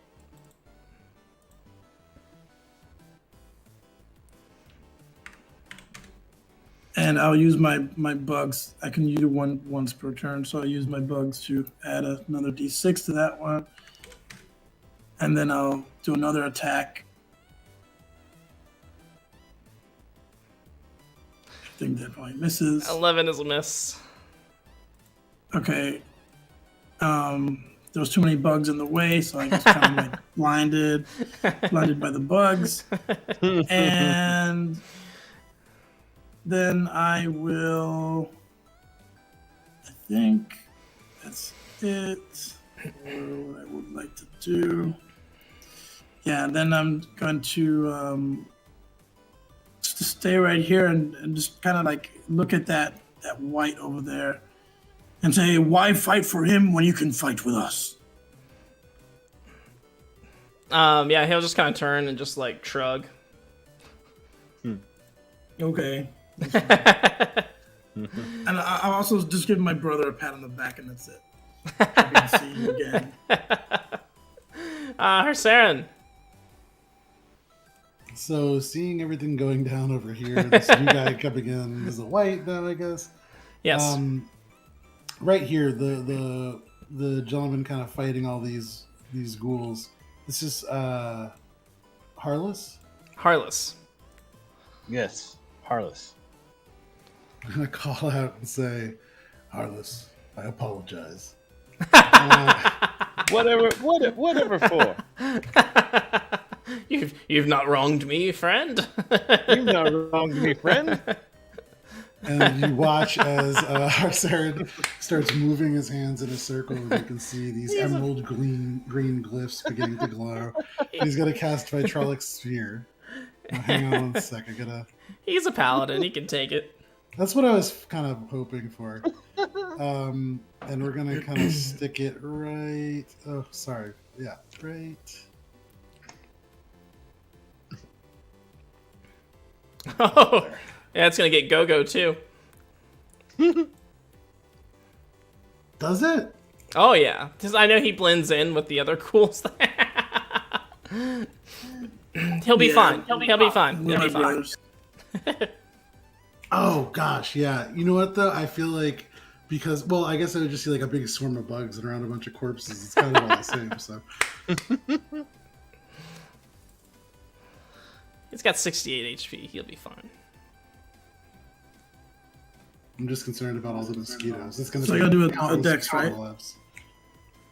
Yeah, so that's a DC 16 dexterity saving throw for everybody except for these folks down here. 16. All right, so I got 5, 12, and 21. So two fail and 1 passes.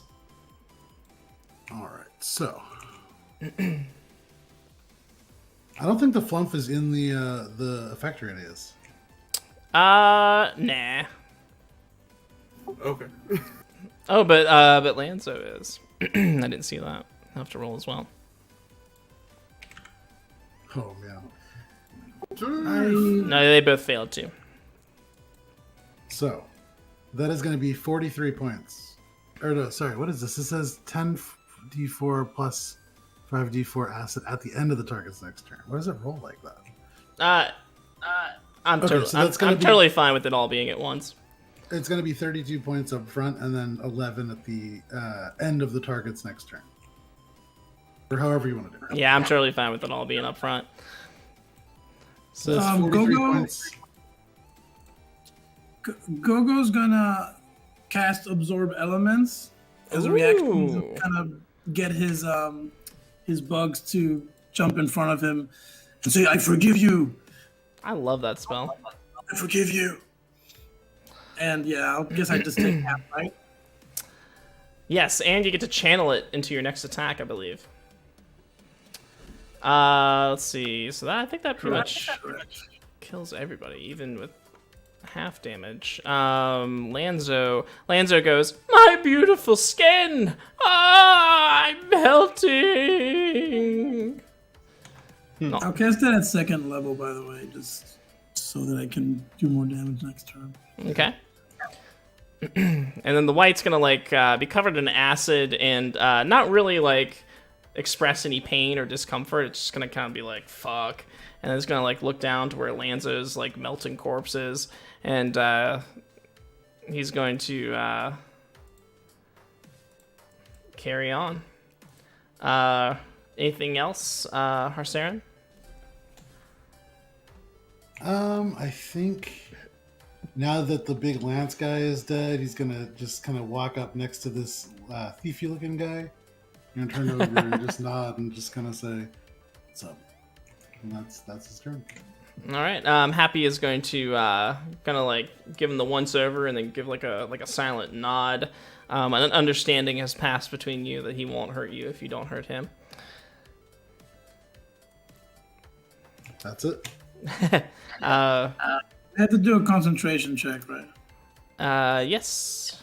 You took some damage. Okay, so I lose Oh. my Zephyr Strike. Wait a minute. Was I supposed to roll for the acid damage? Yes. You were the one I apologized to because Well- I knew it was going to go right at you. All right. What is that? That's dexterity save. Dexterity saving throw DC 16. All right. Ooh, rough. 43. That is correct. 43 points. 43, baby.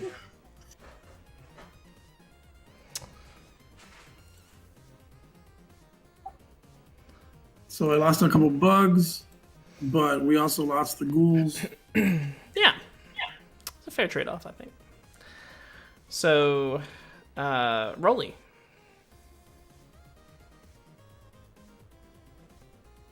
Wait, are there any monsters left? I believe most of them all of them are dead.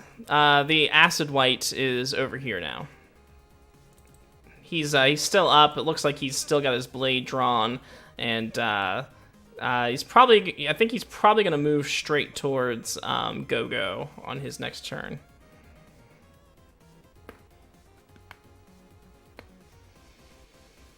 I move a bit closer to him, and then I like summon a lasso made out of lightning and cast lightning lure and just pull him in and go like, nope, you're fighting me now. Nice. A lightning lasso. All right, strength saving throw. Strength saving of 17. 7. How does that sound? Does not sound like he's gonna like what happens next. All right. Do some damage.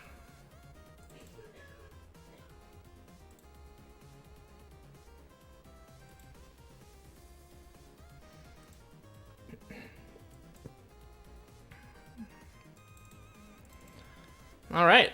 So as he goes to move, he starts to walk towards Go-Go with his blade in hand, just dripping with acid. You'll use your lightning lure. And how do you finish him? How do you kill him?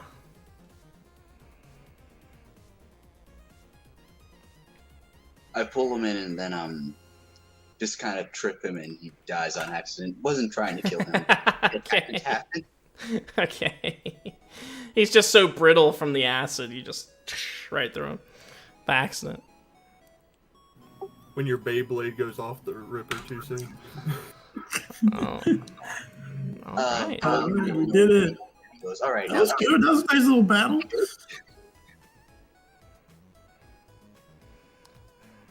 Everybody gets 10,000 XP. I do a mage hand to high five. Rolly, what's his name? Rolly. Actually, you know what? Go-Go's kind of changed now. He does like a good game to all his party members. He does like a little handshake, a little handshake to everybody. Beautiful. Yeah, you guys take a second to roleplay. I need to refill on some beverage. Holy go. Since we're friends now, can I eat one of the bugs we have, or is that still not happening? Wait, what's he say? Call the bugs? One of the bugs you have, can I eat them, or is that just not happening? No, you cannot eat the bugs. These bugs are not for eating. They're for fighting. They're for protecting. They're for loving. They're for caring, for nurturing. Or nutrients? I feel like I'm not getting through to you. I'm gonna use one of my things. I'm gonna fly up 10 feet in the air with my mosquitoes, and I just say, "No, you cannot touch me."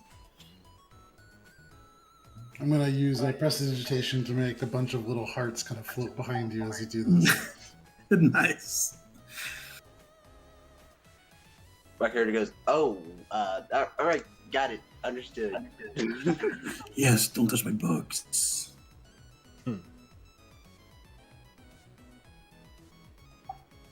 Harsaran. I'm sorry, I keep forgetting. Harsaran. Harsaran. Harsaran. You know, What you did back there, it was pretty reckless, bro. I lost some good bugs. We almost lost our friend Hairless, but but I will say it was pretty cool. And if I could do it again, I would. If you could do it again to me, I would allow it again. You can see Saren has like this quarterstaff out now, and he has a dagger, and he's just kind of carving some more notches into the side of it, and it's like badly knocked up. Like there's been a lot of kills knocked into this thing, but he's just gonna kind of nod and say, "Be careful what you wish for. It might happen before too long." Yeah. Meanwhile, my plate is just disintegrating. I'm gonna walk over. I'm gonna walk over to Hairless, I guess, and then. Not anymore. I know that. He's us. He's Sorry. He's going to now slipping on the 2 rings of copper wire. You can see there are these little, almost like mundane-looking stones in them, lodestones. And he's going to just start kind of pinching parts of the armor together and casting mending with these little, just kind of like pinching the parts back to try to repair it as best he can. Aw, how kind. Well, thank you. It's nice when the party takes care of one another.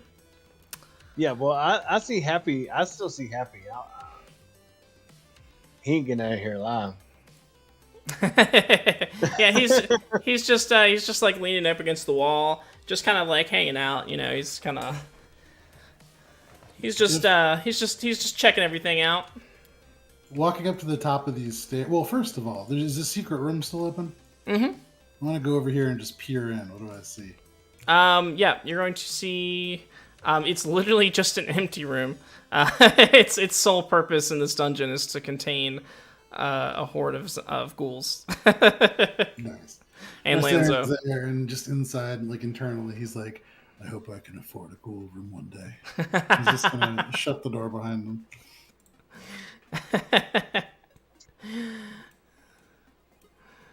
Rolly notices how much he's bleeding after all the stabbing happened. He goes, just question, not to be a bother, but can someone like heal me? This hurts a lot. Saren is gonna walk over and what you got? What, stabbed? Yeah, that rapier kind of like went through my chest. Hurts a little. I'll see what I can do. And Saren's gonna lean forward. Happy and just shrugs. Cast mending on the clothing to at least fix the little rips and tears. I try sending some mosquitoes into his wound to see what happens. I don't think anything happens though. I think that might hurt a little. They mesh together. They form the perfect compress, right? I say, okay, you 30 mosquitoes, hold on to that side of the wound. You other 30 mosquitoes, hold on to that side of the wound. They'll kind of come together. Oh, nightmare fuel.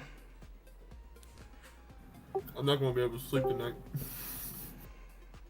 Okay, and then Gogo just starts. We must hurry. We must move along. And I just at a flying speed of 10, I'm slowly flying towards the.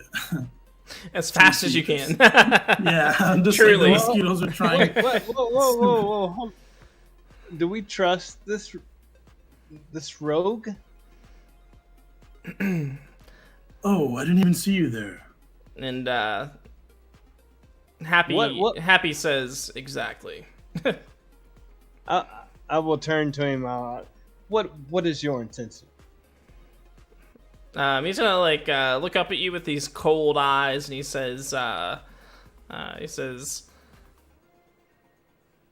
get out of here alive. What about you?"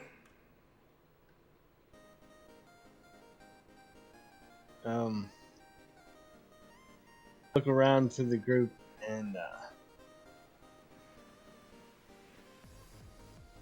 I guess I'll finish him off or try to. Unless y'all want to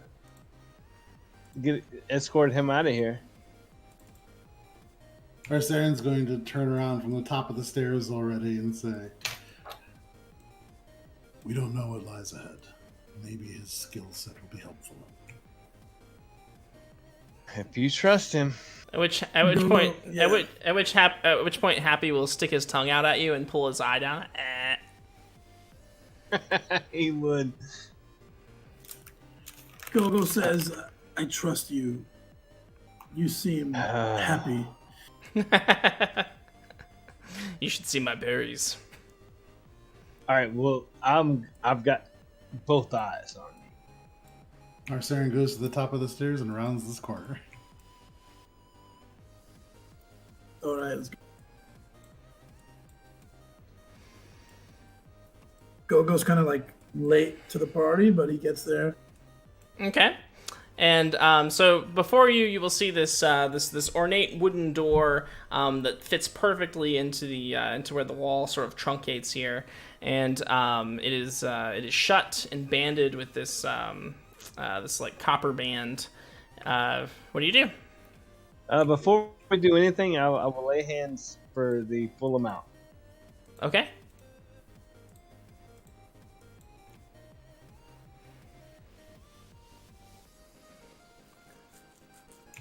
So looking at this door, is there any kind of traps? Is there a lock? Is there a mechanism by which to open it? Go ahead and give me a check of some sort, whatever you think would apply. Okay. So there's no obvious traps. Like there's no like rope tied to the to the handle of the door that like links to like a block above you. So there's nothing like so obvious. And from what you can tell, this is mostly just a normal door. However, if you do inspect the like if you go to sort of push it open or to use the handle, there's no trap, so Arsarian's just gonna try to open it. Right yeah, away. you will find that it is locked. And you will hear from the other side, "What do you want? Go away!" I'm going to lean up close to the door and say, "Could you please open this door? No! If you don't open the door, I'll knock on it." You wouldn't! I'm going to hold up my hand, and you can see these little glyphs glow on the fingernails almost. And in a brief knock, there'll be a very loud knocking sound. A fast knock on the door. The door will open and will fall flat. You'll see Wizzo on the other side. He'll gasp and he'll say, "Oh! How do you know such a spell? How do you know such powerful magic?" Well, I sent away for courses mostly, but I went to school here and there.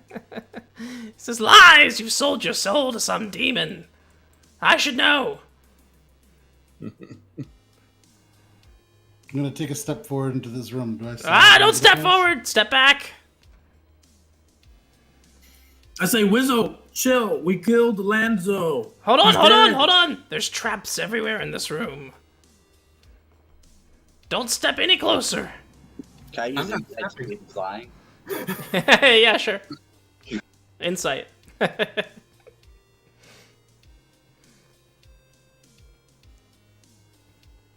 I think Arsarian's just going to walk over to him, because he's there. Rolly, for a moment, you're like, "Oh God, he's not lying." But yeah, Harsarian, you just walk over to him, and he kind of shrinks, and he says, "Oh, you wouldn't hit an old man, would you? You wouldn't hit an old man with glasses, would you? You wouldn't hit an old man with 25 grandchildren, would you?" You have 25 grandchildren. Well, mostly. Right. What can you tell us about what lies ahead? Oh, shoo! And he'll point to the room. You'll see, as far as you can see, you'll see the because it's quite dark in here. Let's see, checking your visions here. Let's see, who can see the farthest? I think Gogo can see the farthest. Yeah, well, 120. Yeah, so you can see the farthest. You're actually going to see. So there's a pit of spikes right next to you, right adjacent to you. And if you look down there, you can see this pit of spikes has like these jagged, rusty spikes that are like just jutting up from the floor in a mess, and they're also they're rusty and there's probably some dried blood on them. Probably a couple skeletons down there too. And the floor across from the pit, this floor is like perfectly glossy and smooth. Like it's got a sheen to it, as do the walls and the ceiling above it. Interesting. I'll be fine. Okay, How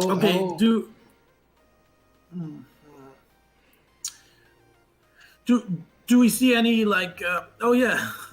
The flump immediately falls to the ground and begins to slide towards the pit. how wide is this thing of spikes? It's about 5 feet wide. Arsaran Jump runs flump. and jumps over the side and continues and starts sliding along with the flump. All right. So let's see here.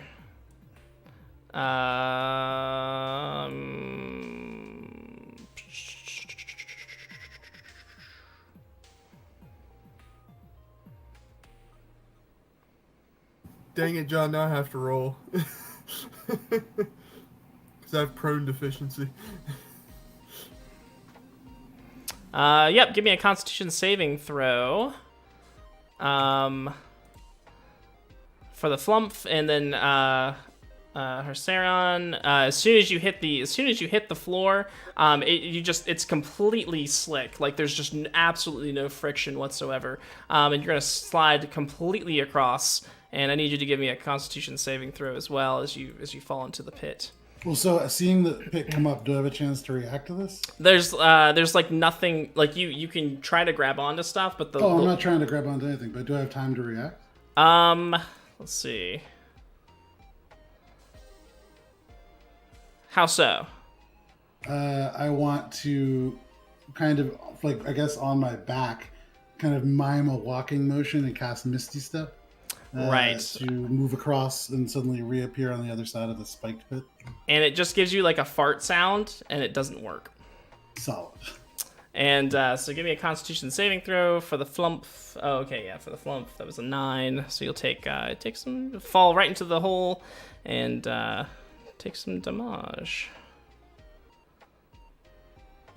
Feel sad. Aw. So you'll take, let's see, 1d12.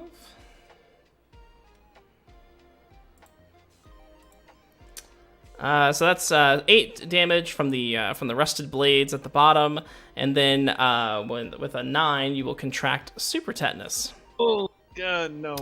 So you are racked with pain. You are racked with pain, and your heart races, and your muscles spasm hard enough to break bones. You'll take 2d10 damage at the start of each of your turns, and until you die. Or if somebody's nice enough to cast a cleanse on you. Let's see. And Hersaron, did you roll a Constitution saving throw? I did. That was a 20. Yeah, he rolled 20. Oh, nice. I see that now. Okay, cool. All right, so 20. You will succeed the saving throw. You won't contract the super tetanus. I just get a little bit of stabbed. Yeah, you just get a little bit of stab. You can share in on that 8 slashing damage from the D12 I rolled before. And yep, you guys are at the bottom of this pit. What are the rest of you guys doing on the other side? Wizzo's like, by the way, the floor is super slick. Do you have a fly spell? And he says, well, sure, but you don't think it'd be that easy, do you? You can't fly in this room. You can't teleport. Levitate, perhaps. Oh, Yep. let me check. Let me check. No! Oh, draw for the deck of many things. This is from Abs442. This is for Nick. It's from Abby. Wonderful. Your mind suffers a wrenching alteration, causing your alignment to change. Ooh. It's now an angry floof. Yeah. This is super You're tetanus. now. What's the opposite of lawful good?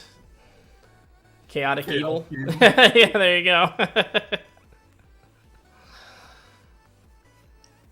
So Gogo asks Wizzo, What? how do we get across this? Okay. Attracting superintendents. All right. I'm gonna let you in. You saved my life back there. I owe you, and I don't like that feeling. So we're gonna square up right here, okay? Sure. All right. What you need to do is you need to get a rope, and you need to somehow get the rope to the other end of the room and tie it off, and then you can just climb across. Don't you want me? Yes, I have mage hand. Yes. Also, though, this is a question for the DM. You know, my mosquitoes. Like, okay, so you it's like you can't fly here because if the flump couldn't fly, then my mosquitoes carrying me probably wouldn't be able to fly either. Correct. Correct. Okay. Okay, who has a rope? Mage hand only goes 30 feet, right? Well, take 2 turns. No, I think the range on it is 30 feet, yeah. I think so, yeah. From down the other end of the hall, from within this pit, you can hear a voice just say, "I have some rope." I Okay. also have rope.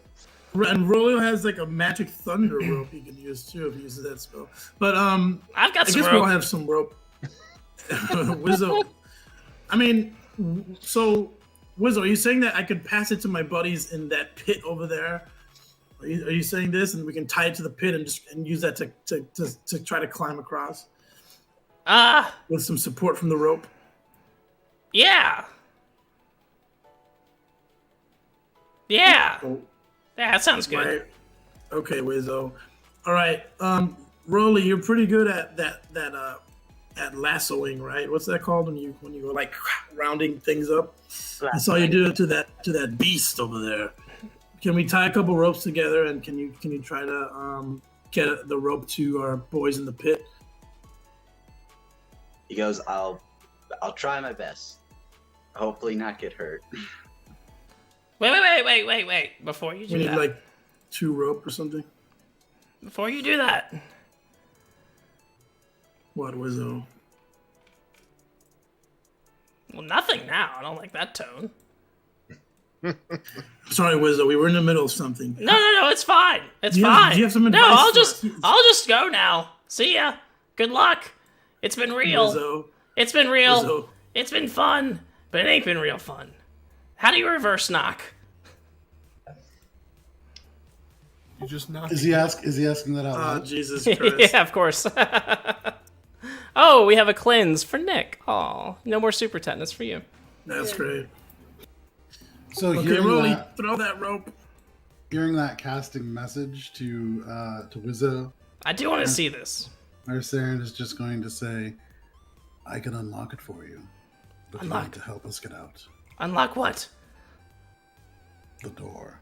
The special locket given to me by my true love, whose face I've forgotten until I can figure out the secret to opening the locket?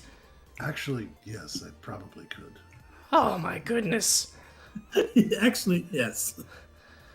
Well, that's strange, because I made it all up! Alright, Wizzo's just gonna watch now.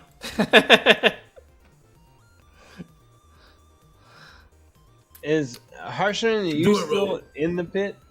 Yeah, our Saren in the flump for the pit. Yes. All right, so you could like crowd service over that, right? Oh, that'd be nice. The second pit.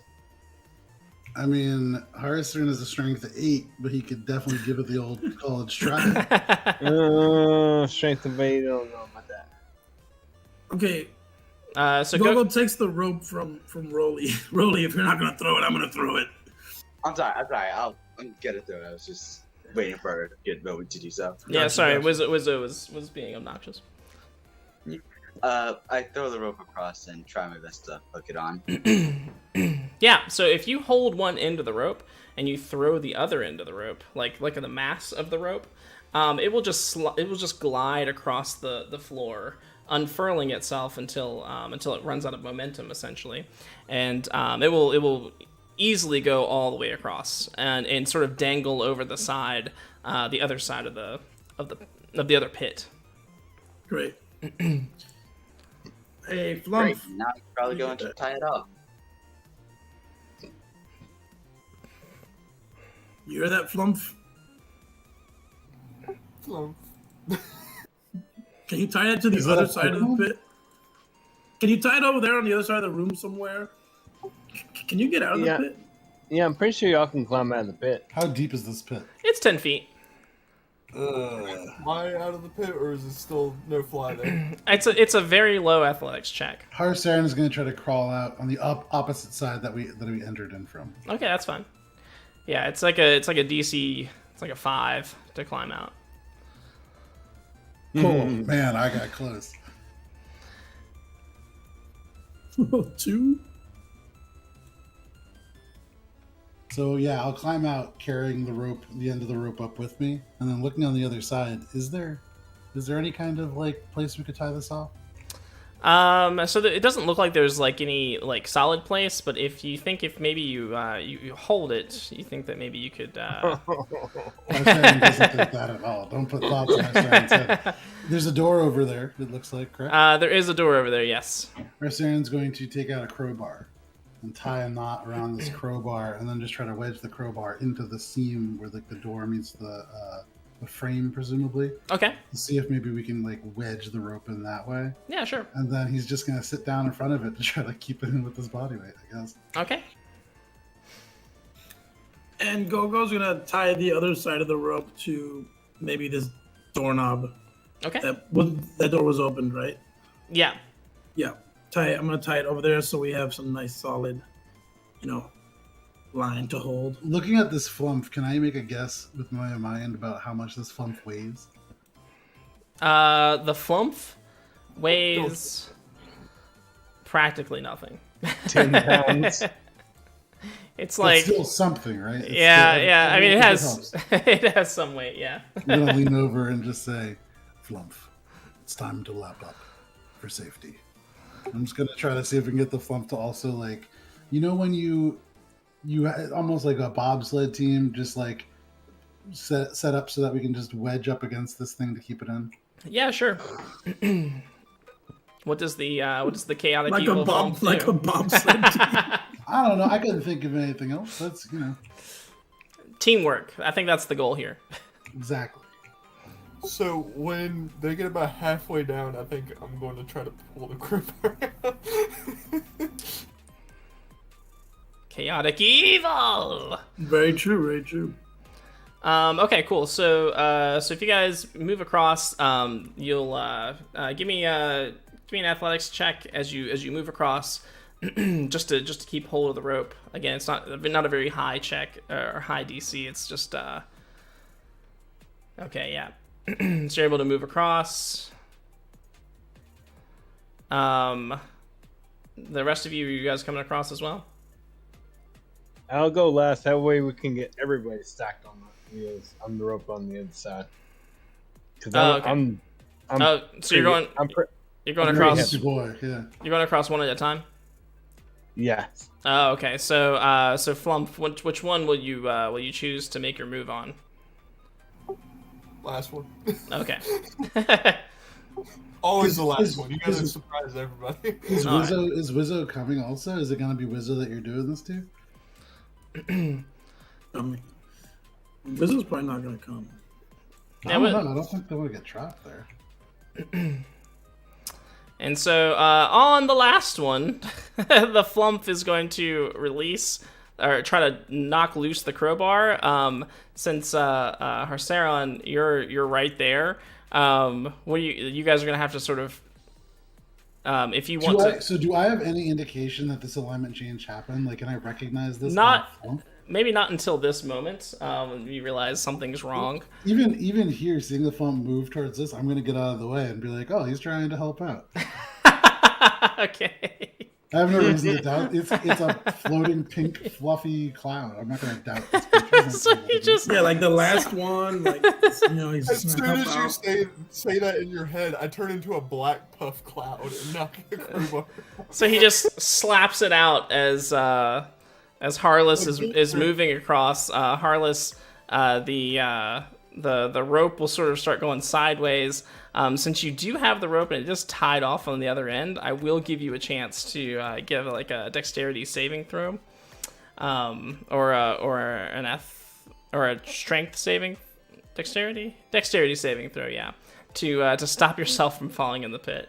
With literally no other way to help, Harsaren's going to use prestidigitation to cast a slight puff of wind in the opposite direction. I love it. Smells like Yeah, and I think Gogo also sent his swarm to kind of like with the wind push a little bit. You little flump. And so you'll cruise to a slow stop right above the edge of the pit, and I think from that point you'll be able to sort of safely kind of like move yourself across. I'll pick my stuff up and jump across. Okay. Remember Gunther from Adventure Time? I feel like I'm that now. Wow. And I'll take a shot at the. Well, listen. No. I wouldn't blame you. Now, where did Happy go in all this? Happy. Yeah, where did Happy go? You haven't seen Happy in a minute. Yeah, I didn't wanna told come y'all with not to trust him. Have I made a mistake? us. Hey, maybe he just wanted to try to leave. You know. C'est la vie! Oh, He didn't kill us, so it's a start. All right, push forward, my brothers. Good luck! Thank you, Wizzo. You actually helped, but you're a pain. Okay, the door. What's the door look like? Locked? No, it's actually ajar. The door is ajar.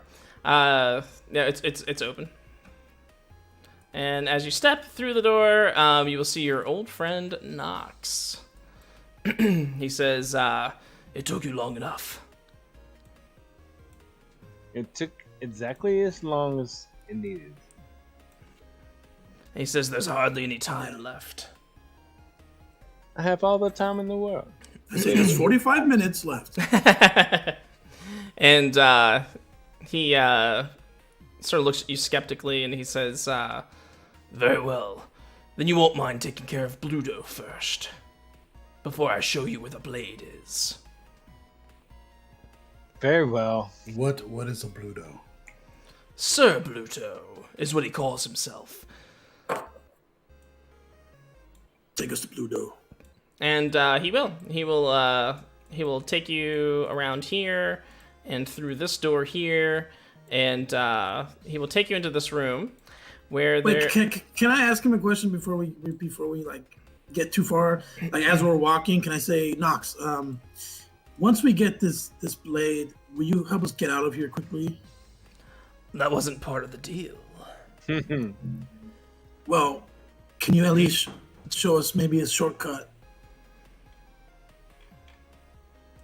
And he says, "The only short way to escape this place Okay. I understand. is death." I understand. Okay. My mosquitoes make a sad face around me. It's an emoji. So, As one- oh, go ahead. as one of your best friends, do I have a safe way out, or like, am I as doomed as the rest of them? Think of it this way: you won't be alone. So you're coming with? And he just grimaces, and he points to the boats, and he says, "Oh yeah, so in this room there are these like canoes lined up against the wall, and then there's water like a river, or like a stream, but it's not like it's coming in from a hole, or from like a tunnel on one side of the room, and it is the water is floating through the air." And leaving out of another side of the room. What the? And he says, "There, take a boat and follow the stream. That's where you'll find Bluto." Saren's just gonna drag a boat over to the stream. All right, let's do it. Thank you. Water adventure. Haven't done this before. Nox, one thing. I haven't seen this part of the dungeon before. This Bluto, is this a human? And he sneers and he says, "Why do you ask?" I'm just curious. And he says, "Yes, he is a human, just as pathetic as all the rest." No. So what, Nox? Why don't you just take him out yourself? I can't. Charybdis's rules prevent me from attacking another guardian of the tomb.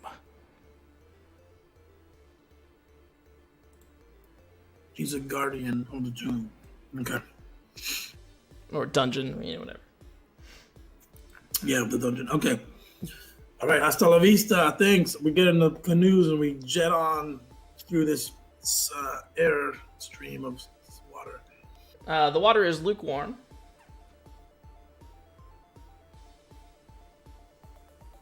For what it's worth, Saren's doing his best not to touch the water.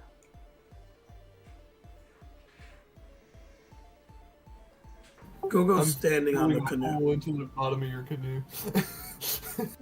So who's the first person in the canoe? Looks like It would be me, Saren. our Saren. So it's a little awkward. You're probably gonna tip out of the canoe at first. It's gonna take you guys a moment to get it. Ooh, I see Ace Teacher has summoned a monster. This creature has an odd personal grudge towards Nick and Harless. It also mumbles the single word, ribbit. Go ahead and roll that real quick. So it's just gonna be awkward at first. There's no saving throw or anything to make. Although you will when you sort of interact with the water, you will feel that the current is actually quite strong. It threatens to knock you over if you don't have sure enough footing. Let's see. Oh, nice. Some black pudding. That's not good. Let's see. Nick and Harless. Both of you roll a d20. We'll see who has black pudding in their boat. Yeah, I was gonna say, is it gonna jump on a canoe like Scooby Doo style, behind us? I want the cool black boat. Yeah, it's like rowing. All right, Harless, the black pudding's in your boat. What's this? Your armor's finally stopped dissolving. What's this? So, let's see. Pull one out here.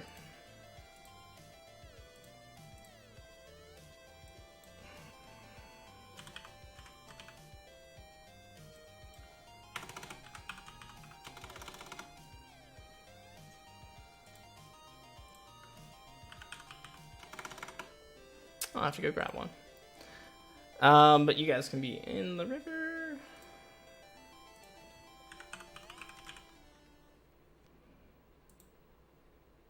And go ahead and roll initiative real quick. Oh wait, hold on, let me put you in initiative, and then you can roll initiative. Otherwise, you'll have to re-roll it. Alright, you can go ahead and roll it now. Do we all roll or just yeah? Yeah, everybody can roll just so we can get sort of a turn order. So we can take turns shouting out encouragements. From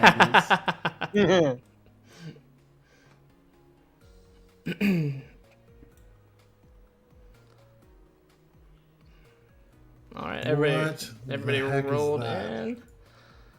All right.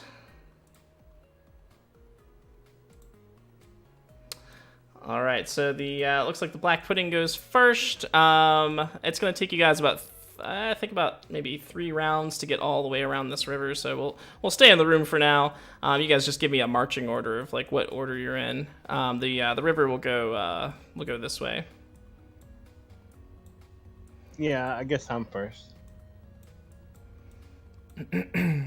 I saw that. That was funny.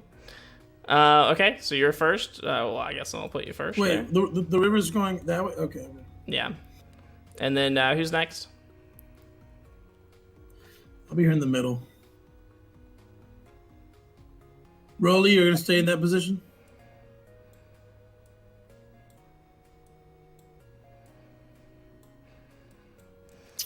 There we go. All right, cool.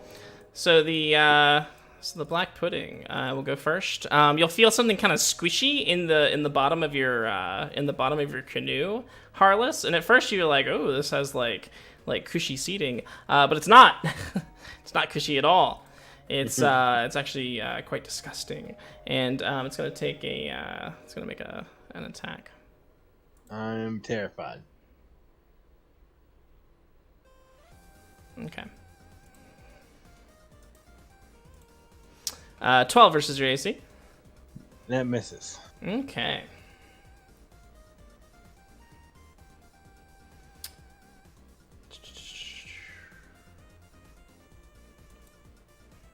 All right, and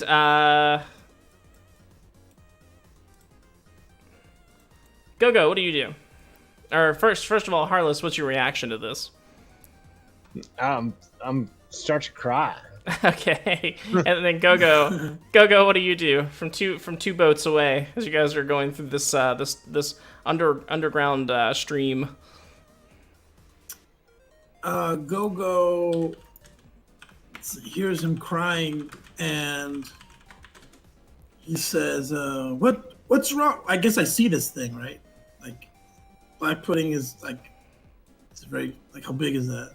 It's probably like its tendrils are probably coming out of from the it's probably coming out from the sides of the canoe. Okay, I'm gonna say, hold still, Heartless, hold still, and I'm gonna draw my my longbow off my back. Actually, my mosquito will just bring it to me, and I will say, guide this arrow into the heart of that beast, and I will shoot it with my arrow. Oh, who's that? I don't like that guy that just popped up on the screen. Oh, that's Ace Teacher has summoned a fiend to help the sludge. Wow, right. So we'll add him to the initiative there.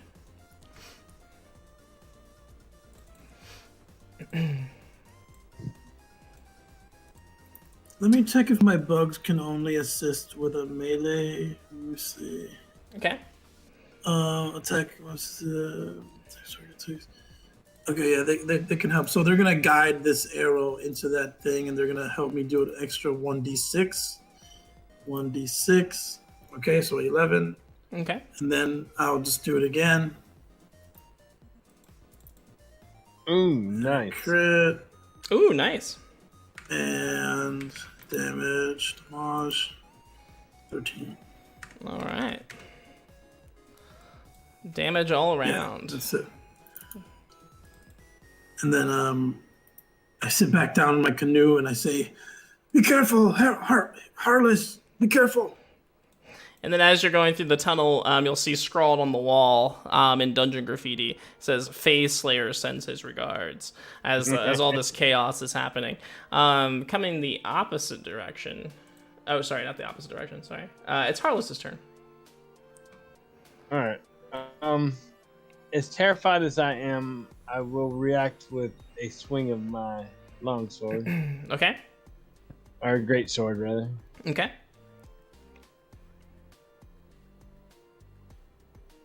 $23.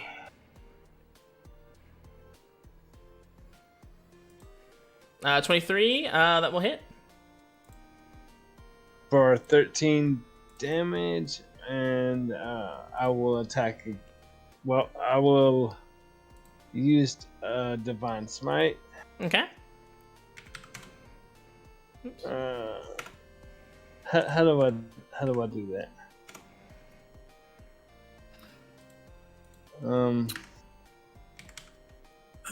You add, what does it say? 2d8. Extra 2d8. Yeah, but I can't get it to mark it off on my character sheet. Ooh. Oh, well. And Ace Teacher has gifted Nick some legendary inspiration. Thank you, Ace. Thanks, Ace. Nick, you're doing pretty good today. Yeah. You did get into the void, but That was a given, Rather though. fun. Anger Flume saves the day. So 18, and I'll just mark this spell slot manually. Okay.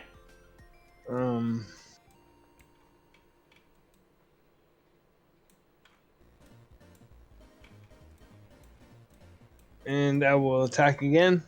Okay.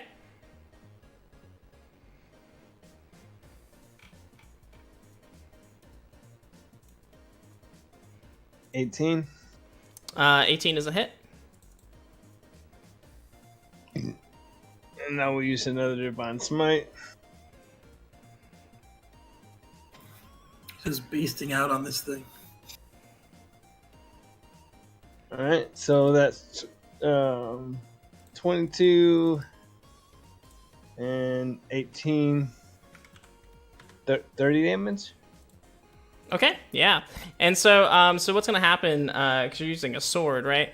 So what happens is, as you're slicing it, it's going to it's gonna, like, its puddles will kind of drop on the boat around you, and then they'll combine, and basically it is now split into three different black puddings. Great.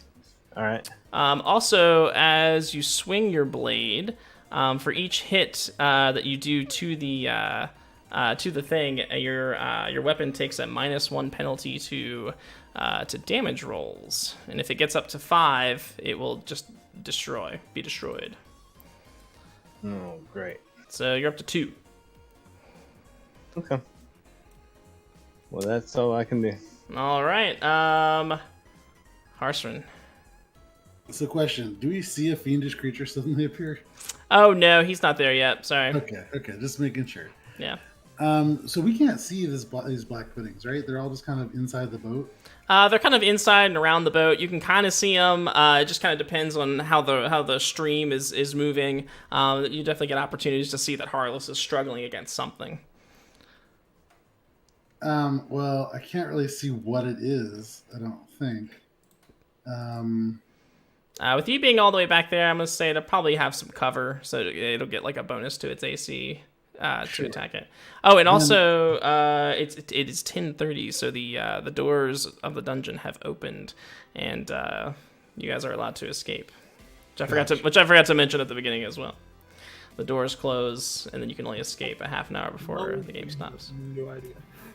All right, well, getting the idea that there's something going on there. Harsaren's going to wave his right hand, which will cause these motes of light appear in the air, 3 of them. All right. And he's going to cast, by shoving his left hand forward, he's going to make these fly out. He's going to cast Magic Missile.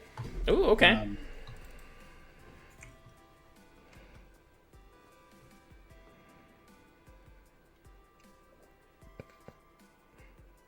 And so I believe that's just straight damage against the black pudding. Yeah. Unfortunately, I don't think it rolls it correctly. It only rolls 1 dart, so you might have to roll the extras manually. Oh, there you go. Yeah, awesome. So yeah, just right to the black pudding. All right, so that's what is that? 3, 2, and 2, so 7. And I'm just going to keep floating forward. Okay.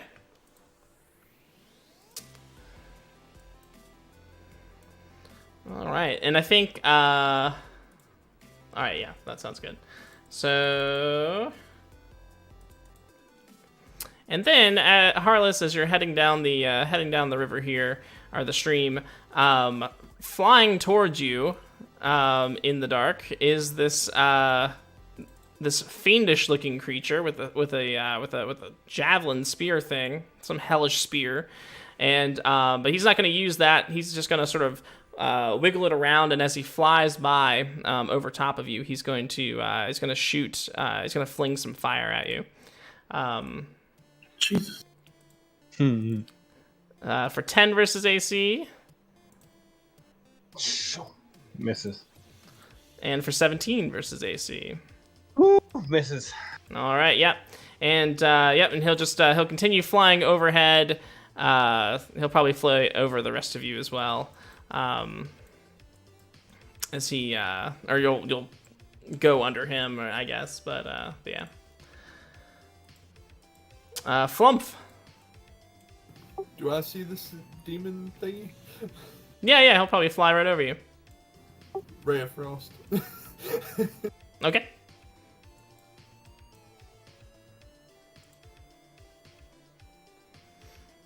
$13? That's a miss. Okay. I do nothing then. Blinded by rage. And he'll just continue overhead. Wait, I'd like to use my reroll since we only have so much time anyway. All right, go ahead. 19 is spot on.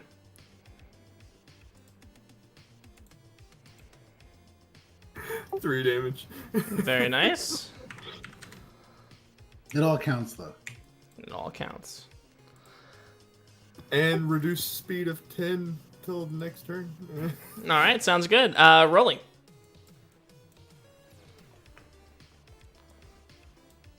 Rolly looks a little shocked at the fact that there's just a fiend just out of nowhere coming down the hill and just not a stream, and summons a shadow blade and then throws it at him. Okay. Which I will do now.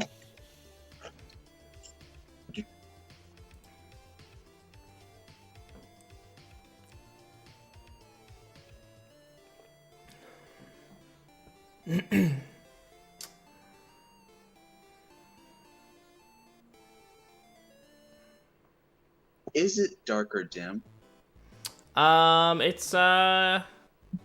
It's probably Yeah, even in dim light, it gives you advantage. yeah. It's dark and dim. I have it in Terry's campaign.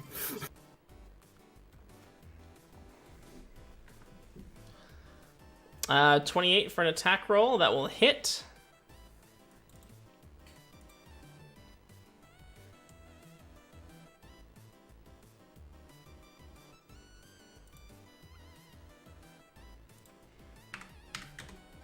All right, and he'll take some damage.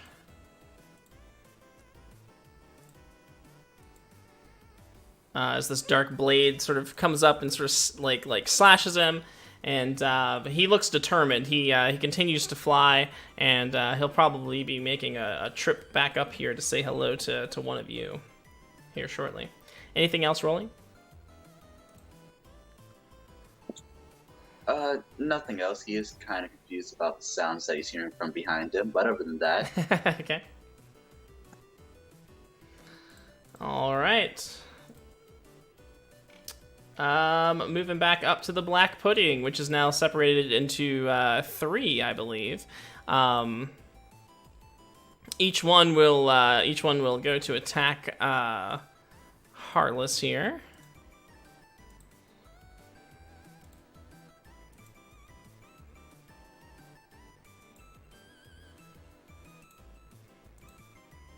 For 23 versus AC, 13 and 21.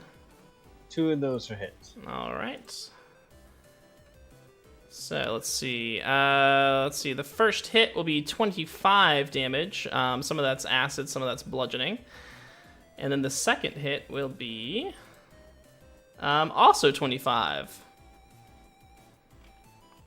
All right. In addition, your armor will sort of be dissolved by every blow, and so it'll take a -1. So it's got a -2 to it now. At a -2 out of 5. -2. Well, your armor, yeah. So now if so you got -2 to your armor. If it gets down to 10, then it just disintegrates. All right.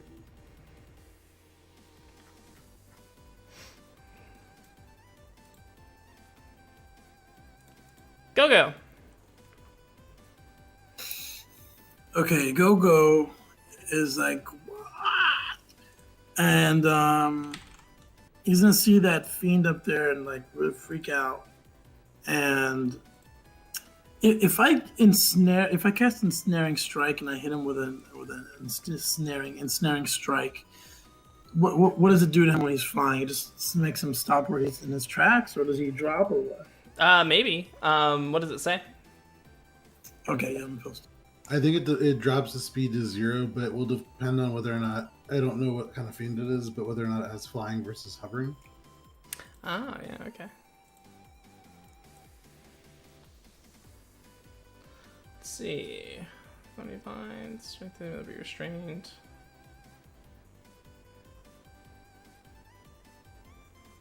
Yeah, I'd say that could drop him.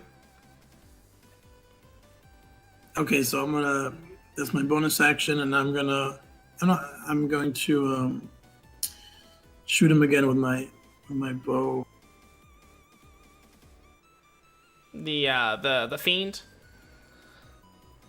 Yeah, I'm switching to the fiend now because I feel he seems like a greater threat to me because he's flying around. Excellent.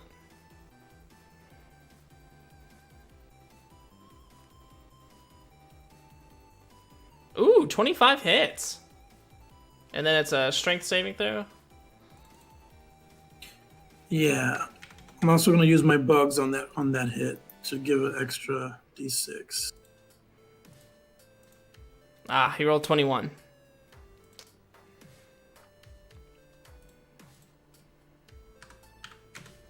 So you did some damage. It looks like the vines are gonna like completely like grasp him, and then he just sort of just extends his arms, and just all the vines just sort of burst away and shrivel.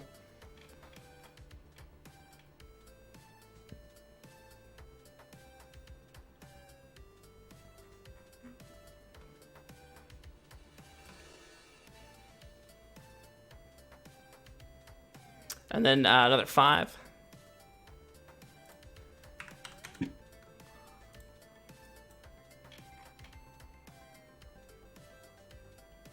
All right, anything else? For Gogo? Oh, if you're talking, I can't hear you. Oh my god, I was talking this entire time. Yeah, sorry. 16, so total of 21 damage, and then I just kind of duck down and hunker down with my bow ready. Okay. Very cool. And then Harless, what are you doing? I'm going to disengage and jump out of the boat. Okay. Give me a strength saving throw.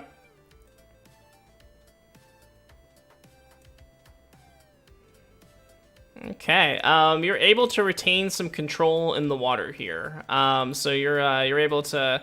You're still drifting downstream, but you're able to maintain some of your control here. It's not.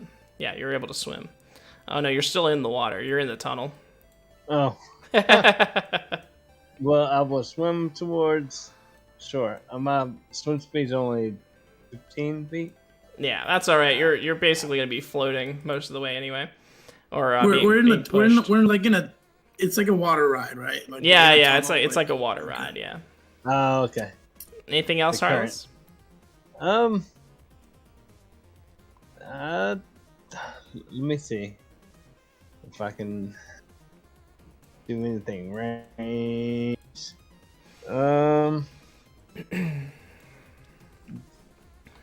Well, am I in range of anything? Melee? Well, you disengaged, so I don't know if you have your action. Yeah. Okay, that's all I'll do. All right.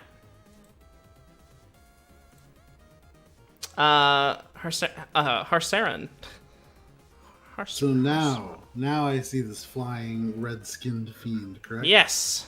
Awesome. I'm going to point to it, and I'm just going to say, we decline. And I'm going to cast Banner.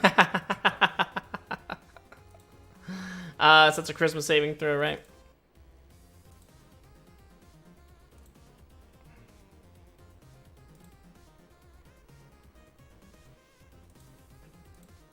$16. That ties it. Right on the mark. Yeah. So it looks like he's like it'll appear behind him and it'll be like trying to suck him in back into the hellish plane where he came from. But he sort of claws his way back out and gives you an evil grin.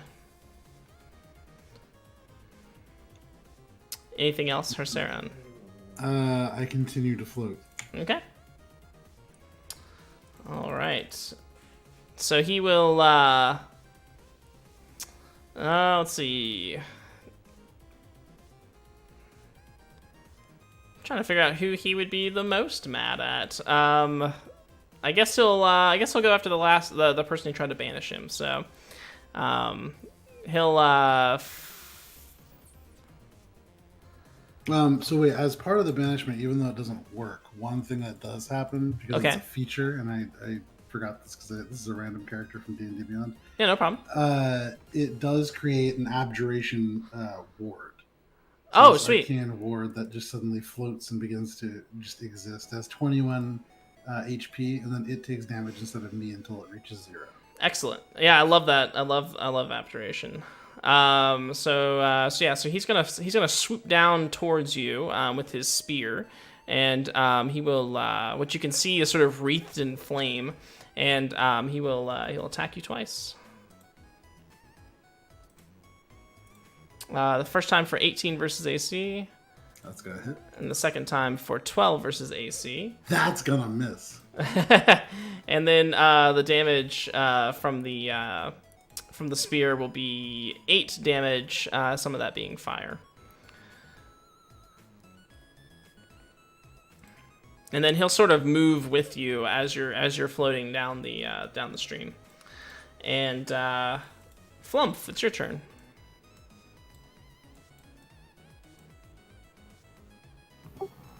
I'm gonna do Thunder Wave. Okay.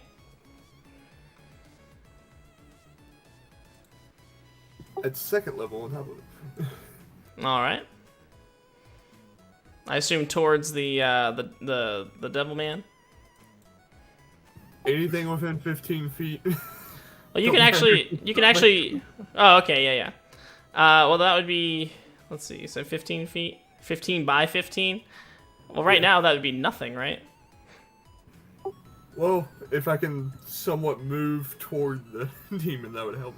Well, you can actually move it directionally, like it can emanate from you, like okay. Yeah. Yeah, I'll do it that way. All right, so he'll make a Constitution saving throw, and then so will Harsaran. Bold of you to assume. I'll try to make one. Oh. Yeah, not so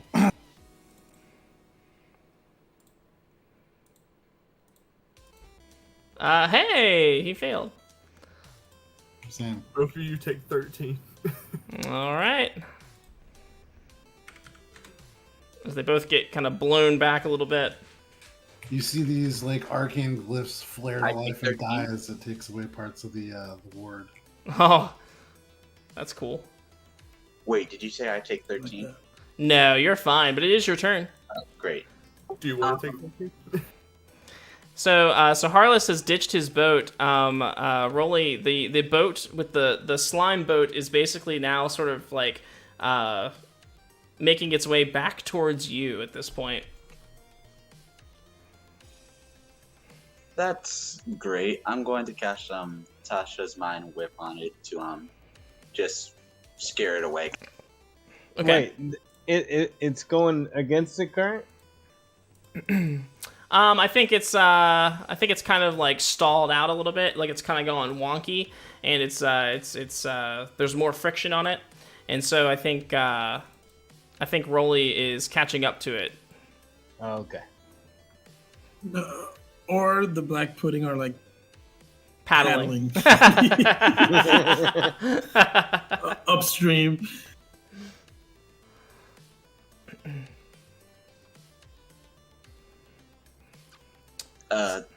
I cast Tasha's Whip with the saving throw. All right, with an intelligence saving throw. Hey, what do you know? That's the perfect stat to attack. It rolled a 0. That mean it rolled a 5.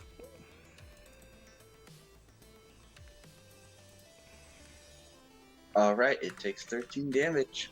All right. And let's see. And at this point, all right, that's fine.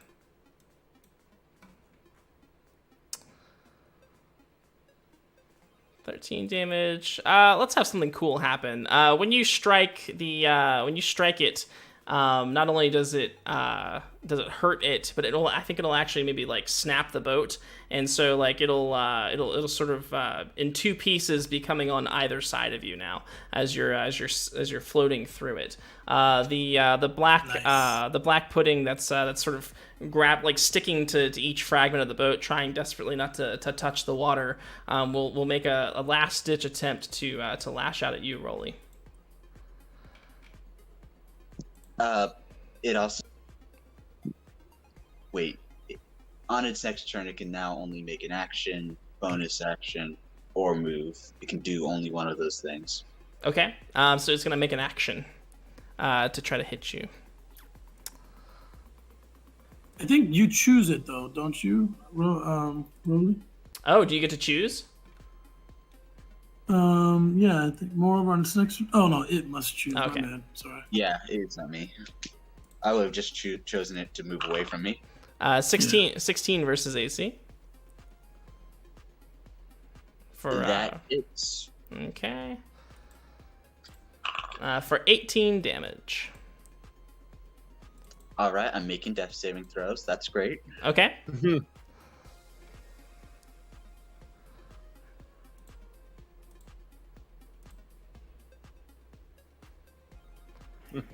All right, man down. Go. It's your turn.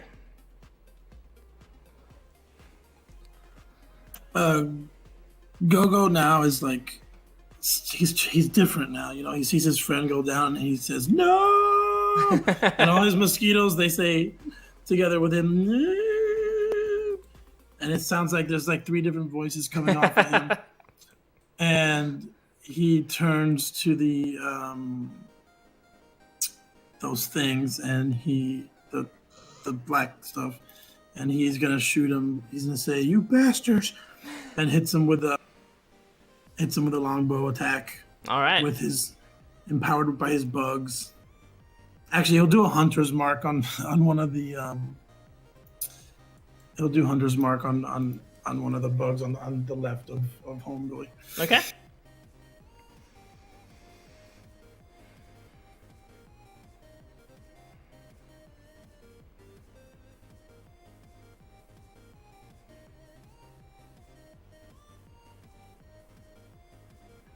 Not good.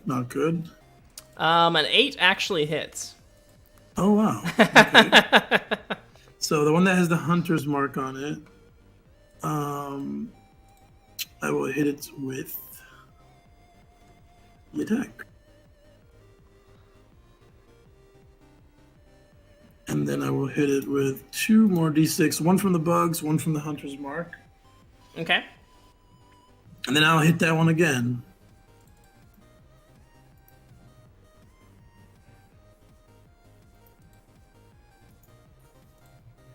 And does Hunter's Mark just work once per turn, or is it whenever you hit the dead? Okay. As long as you're alive.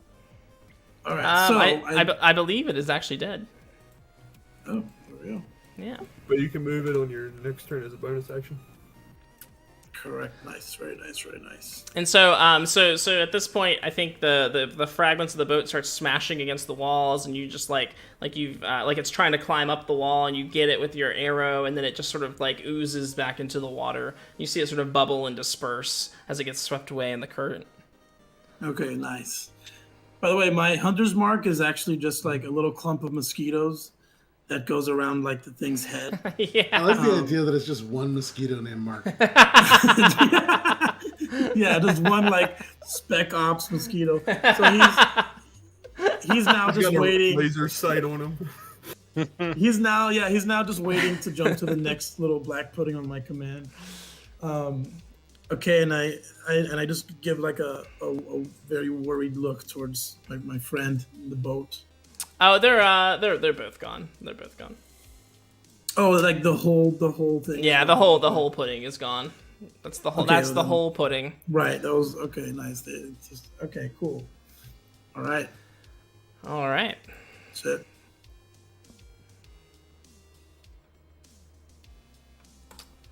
Harless, you're just floating along.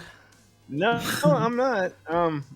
In the heat of the battle, I seem to have forgotten a very important fact. What's I that? can't swim. I can't swim. How deep is the water? It's sort of like it's like a water slide essentially.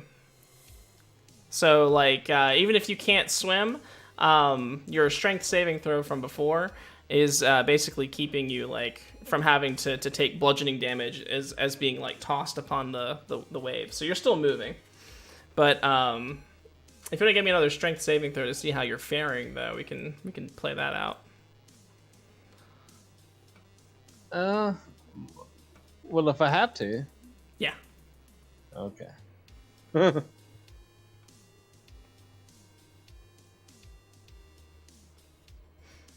All right. Yeah, not so great, but it's going to be at the end of your turn, so so you can still do something. I guess I will continue on to see where it takes me. All right.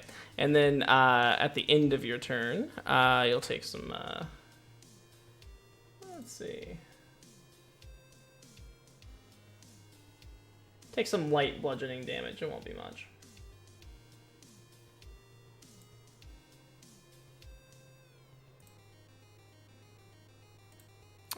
I guess it will be the most that it will allow. So six bludgeoning damage. I'm down to 2 hit points. It's not that much damage. Ethan. All right, Harsaran. Okay, so I just see this big devil guy still just kind of right in front of me, right? He is still in front of you. And as Forkpuff has reminded us, we have 5 minutes left. So this will most likely be the last round. I'm gonna just, I guess, point blank, put a hand up to his chest, and as things start glowing, I'm gonna cast lightning bolt just straight into him. Okay. At third Ooh, level. damn. All right, cool. That's a dex saving throw. All right.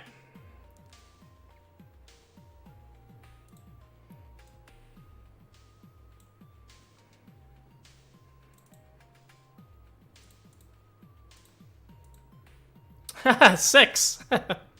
Nice. Yeah, that's a fail. So he's gonna take And 32 points of lightning damage. Wow. Yeah. So I think he like tries to resist it as long as he can, but like finally his skin will just start to like bubble up from the amount of energy that's like going through him. And he probably wishes he was banished now. If he could go back, he'd probably choose. Still up though, right? No, he's dead. He explodes. Oh, nice. Yeah, no, he Great. just explodes like a demonic pinata. Or Saren just wipes the gore away down into the water. I make a mage hand thumbs up with all my bugs. I'll Flump. get the free action for you. Damned river. Is there any other thing that I can hit? No. I'm just gonna hit somebody at random. Everybody roll. Well, and at this point, since I think we're out of combat, let's see. Because I don't think, yes, we're out of combat. I'm gonna send a message to the person that's just unconscious in their boat and just kind of be like, "You good?" Yeah, poor Rolly is just like slumped over, and his boat's going all like weeble wobble. Mm-hmm. Why is there a red square on top of me? Because Did it at random. because of the flump. The flump. All right, so we're just paddling up the stream, I guess. Yeah. So well, since combat is essentially over, the next thing that will happen is you guys will appear, woo, in this room here. As you come down the river, or the stream, Harless, you would actually be first, wouldn't you? So, so Harless, as you come through, you're gonna feel some beefy hands grab you and pull you out of the river to one side. And as Rolly comes through, unconscious Rolly just gets pulled out of their boat and dumped to the ground. Go-Go, you're next. You can actually see what's happening. These soldiers, these knights, are standing on either side of the river, and as you're coming out, they're gonna reach for you. What will you do? Is there another place that I can see that we could get to away from there? Oh, sorry. They're not visible. Let me make them visible. Dirty DM tricks. Oh, that's a lot of them. Oh, okay, Jesus. I guess I just allow it. I kind of just like all of a sudden I'm like whoa. Okay, yeah, and they'll grab you and they'll dump you out of your boat as well. And Flump, you come down too. How do you react? What do you do? Oh, did we lose the Flump? I think so, but he hit me with 5 thunder damage. You lost lightning damage.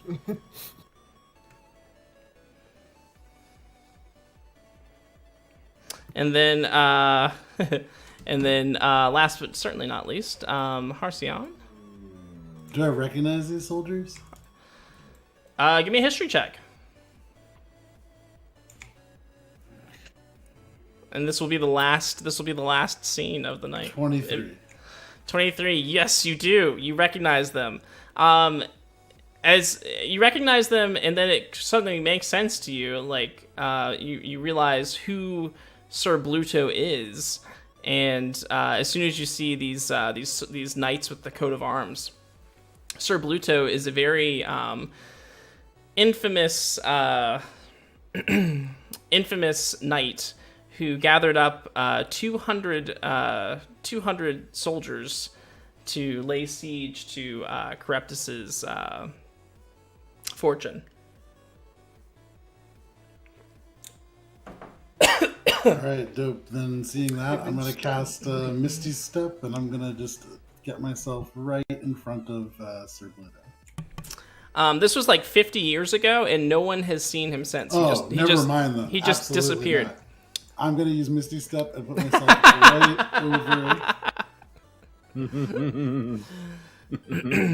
And right over here and start running. And you totally can. And as you do, you can hear Sir Bluto's challenging voice call out, "It's such a shame for you to have traveled so far, only to meet your end here. I hope you like working for Charybdis, for now you will guard his treasure." And he gives a bellyful laugh, and then as everybody gets through their last shot of their last like shot of the night, Herceron's running for the door. Go-Go, I don't know, what are you doing? Bugs? Buzzing around. I start flying frantically in the air with my bug. Poor Rolly is passed out, and Harless is doing what? And the Flump is casting Stench Spray, yes. And Harless is doing what? He's running. Okay, yeah, so he's running with Herceron. And that is unfortunately where we leave our adventurers. You guys didn't make it out, but it was a hell of an adventure. We'll see how many points you got on the back end. But that's the game. Fun. Yeah, that's the game tonight. We got some good points spent. And that's some progress too, because I haven't. That's true. So yeah. But that's the game. We do this every Wednesday at 8 p.m. Eastern Standard Time. We do switch it up a little bit. We alternate week to week. Every other week we do a dungeon crawl, and then we sprinkle some like really heavy like story campaigns in between those, which are great. It's a great story time, and then you can come and earn points and spend those on the dungeon crawler when we do that. So make sure to come check that out. If you haven't checked us out on YouTube, please go give us a subscription. I think we're at 99 subscribers, and I would like to hit that 100 mark. So somebody, one of you, could be lucky number 100. And don't forget to like and subscribe. always. And really quick, Alberon, you stream as well. Did you want to give another shout out for your stream? Yeah, no, if you want to, I run D&D. I've been running D&D for like 10 years. I have a background running it therapeutically and locked inpatient psych units and residential schools for teenage girls and kids with mental health issues. It's a really cool game. It's something I'm very passionate about. Adventures in Alberon is a game that I run for my best friends in person here in Boston live every Friday at 8:30 p.m. Eastern Standard Time on twitch.tv/AlberonRPG. So check us out if you can. Absolutely. Check them out. Give them a follow. And then, Eric, I know you do some stuff as well. Did you have anything you wanted to rep?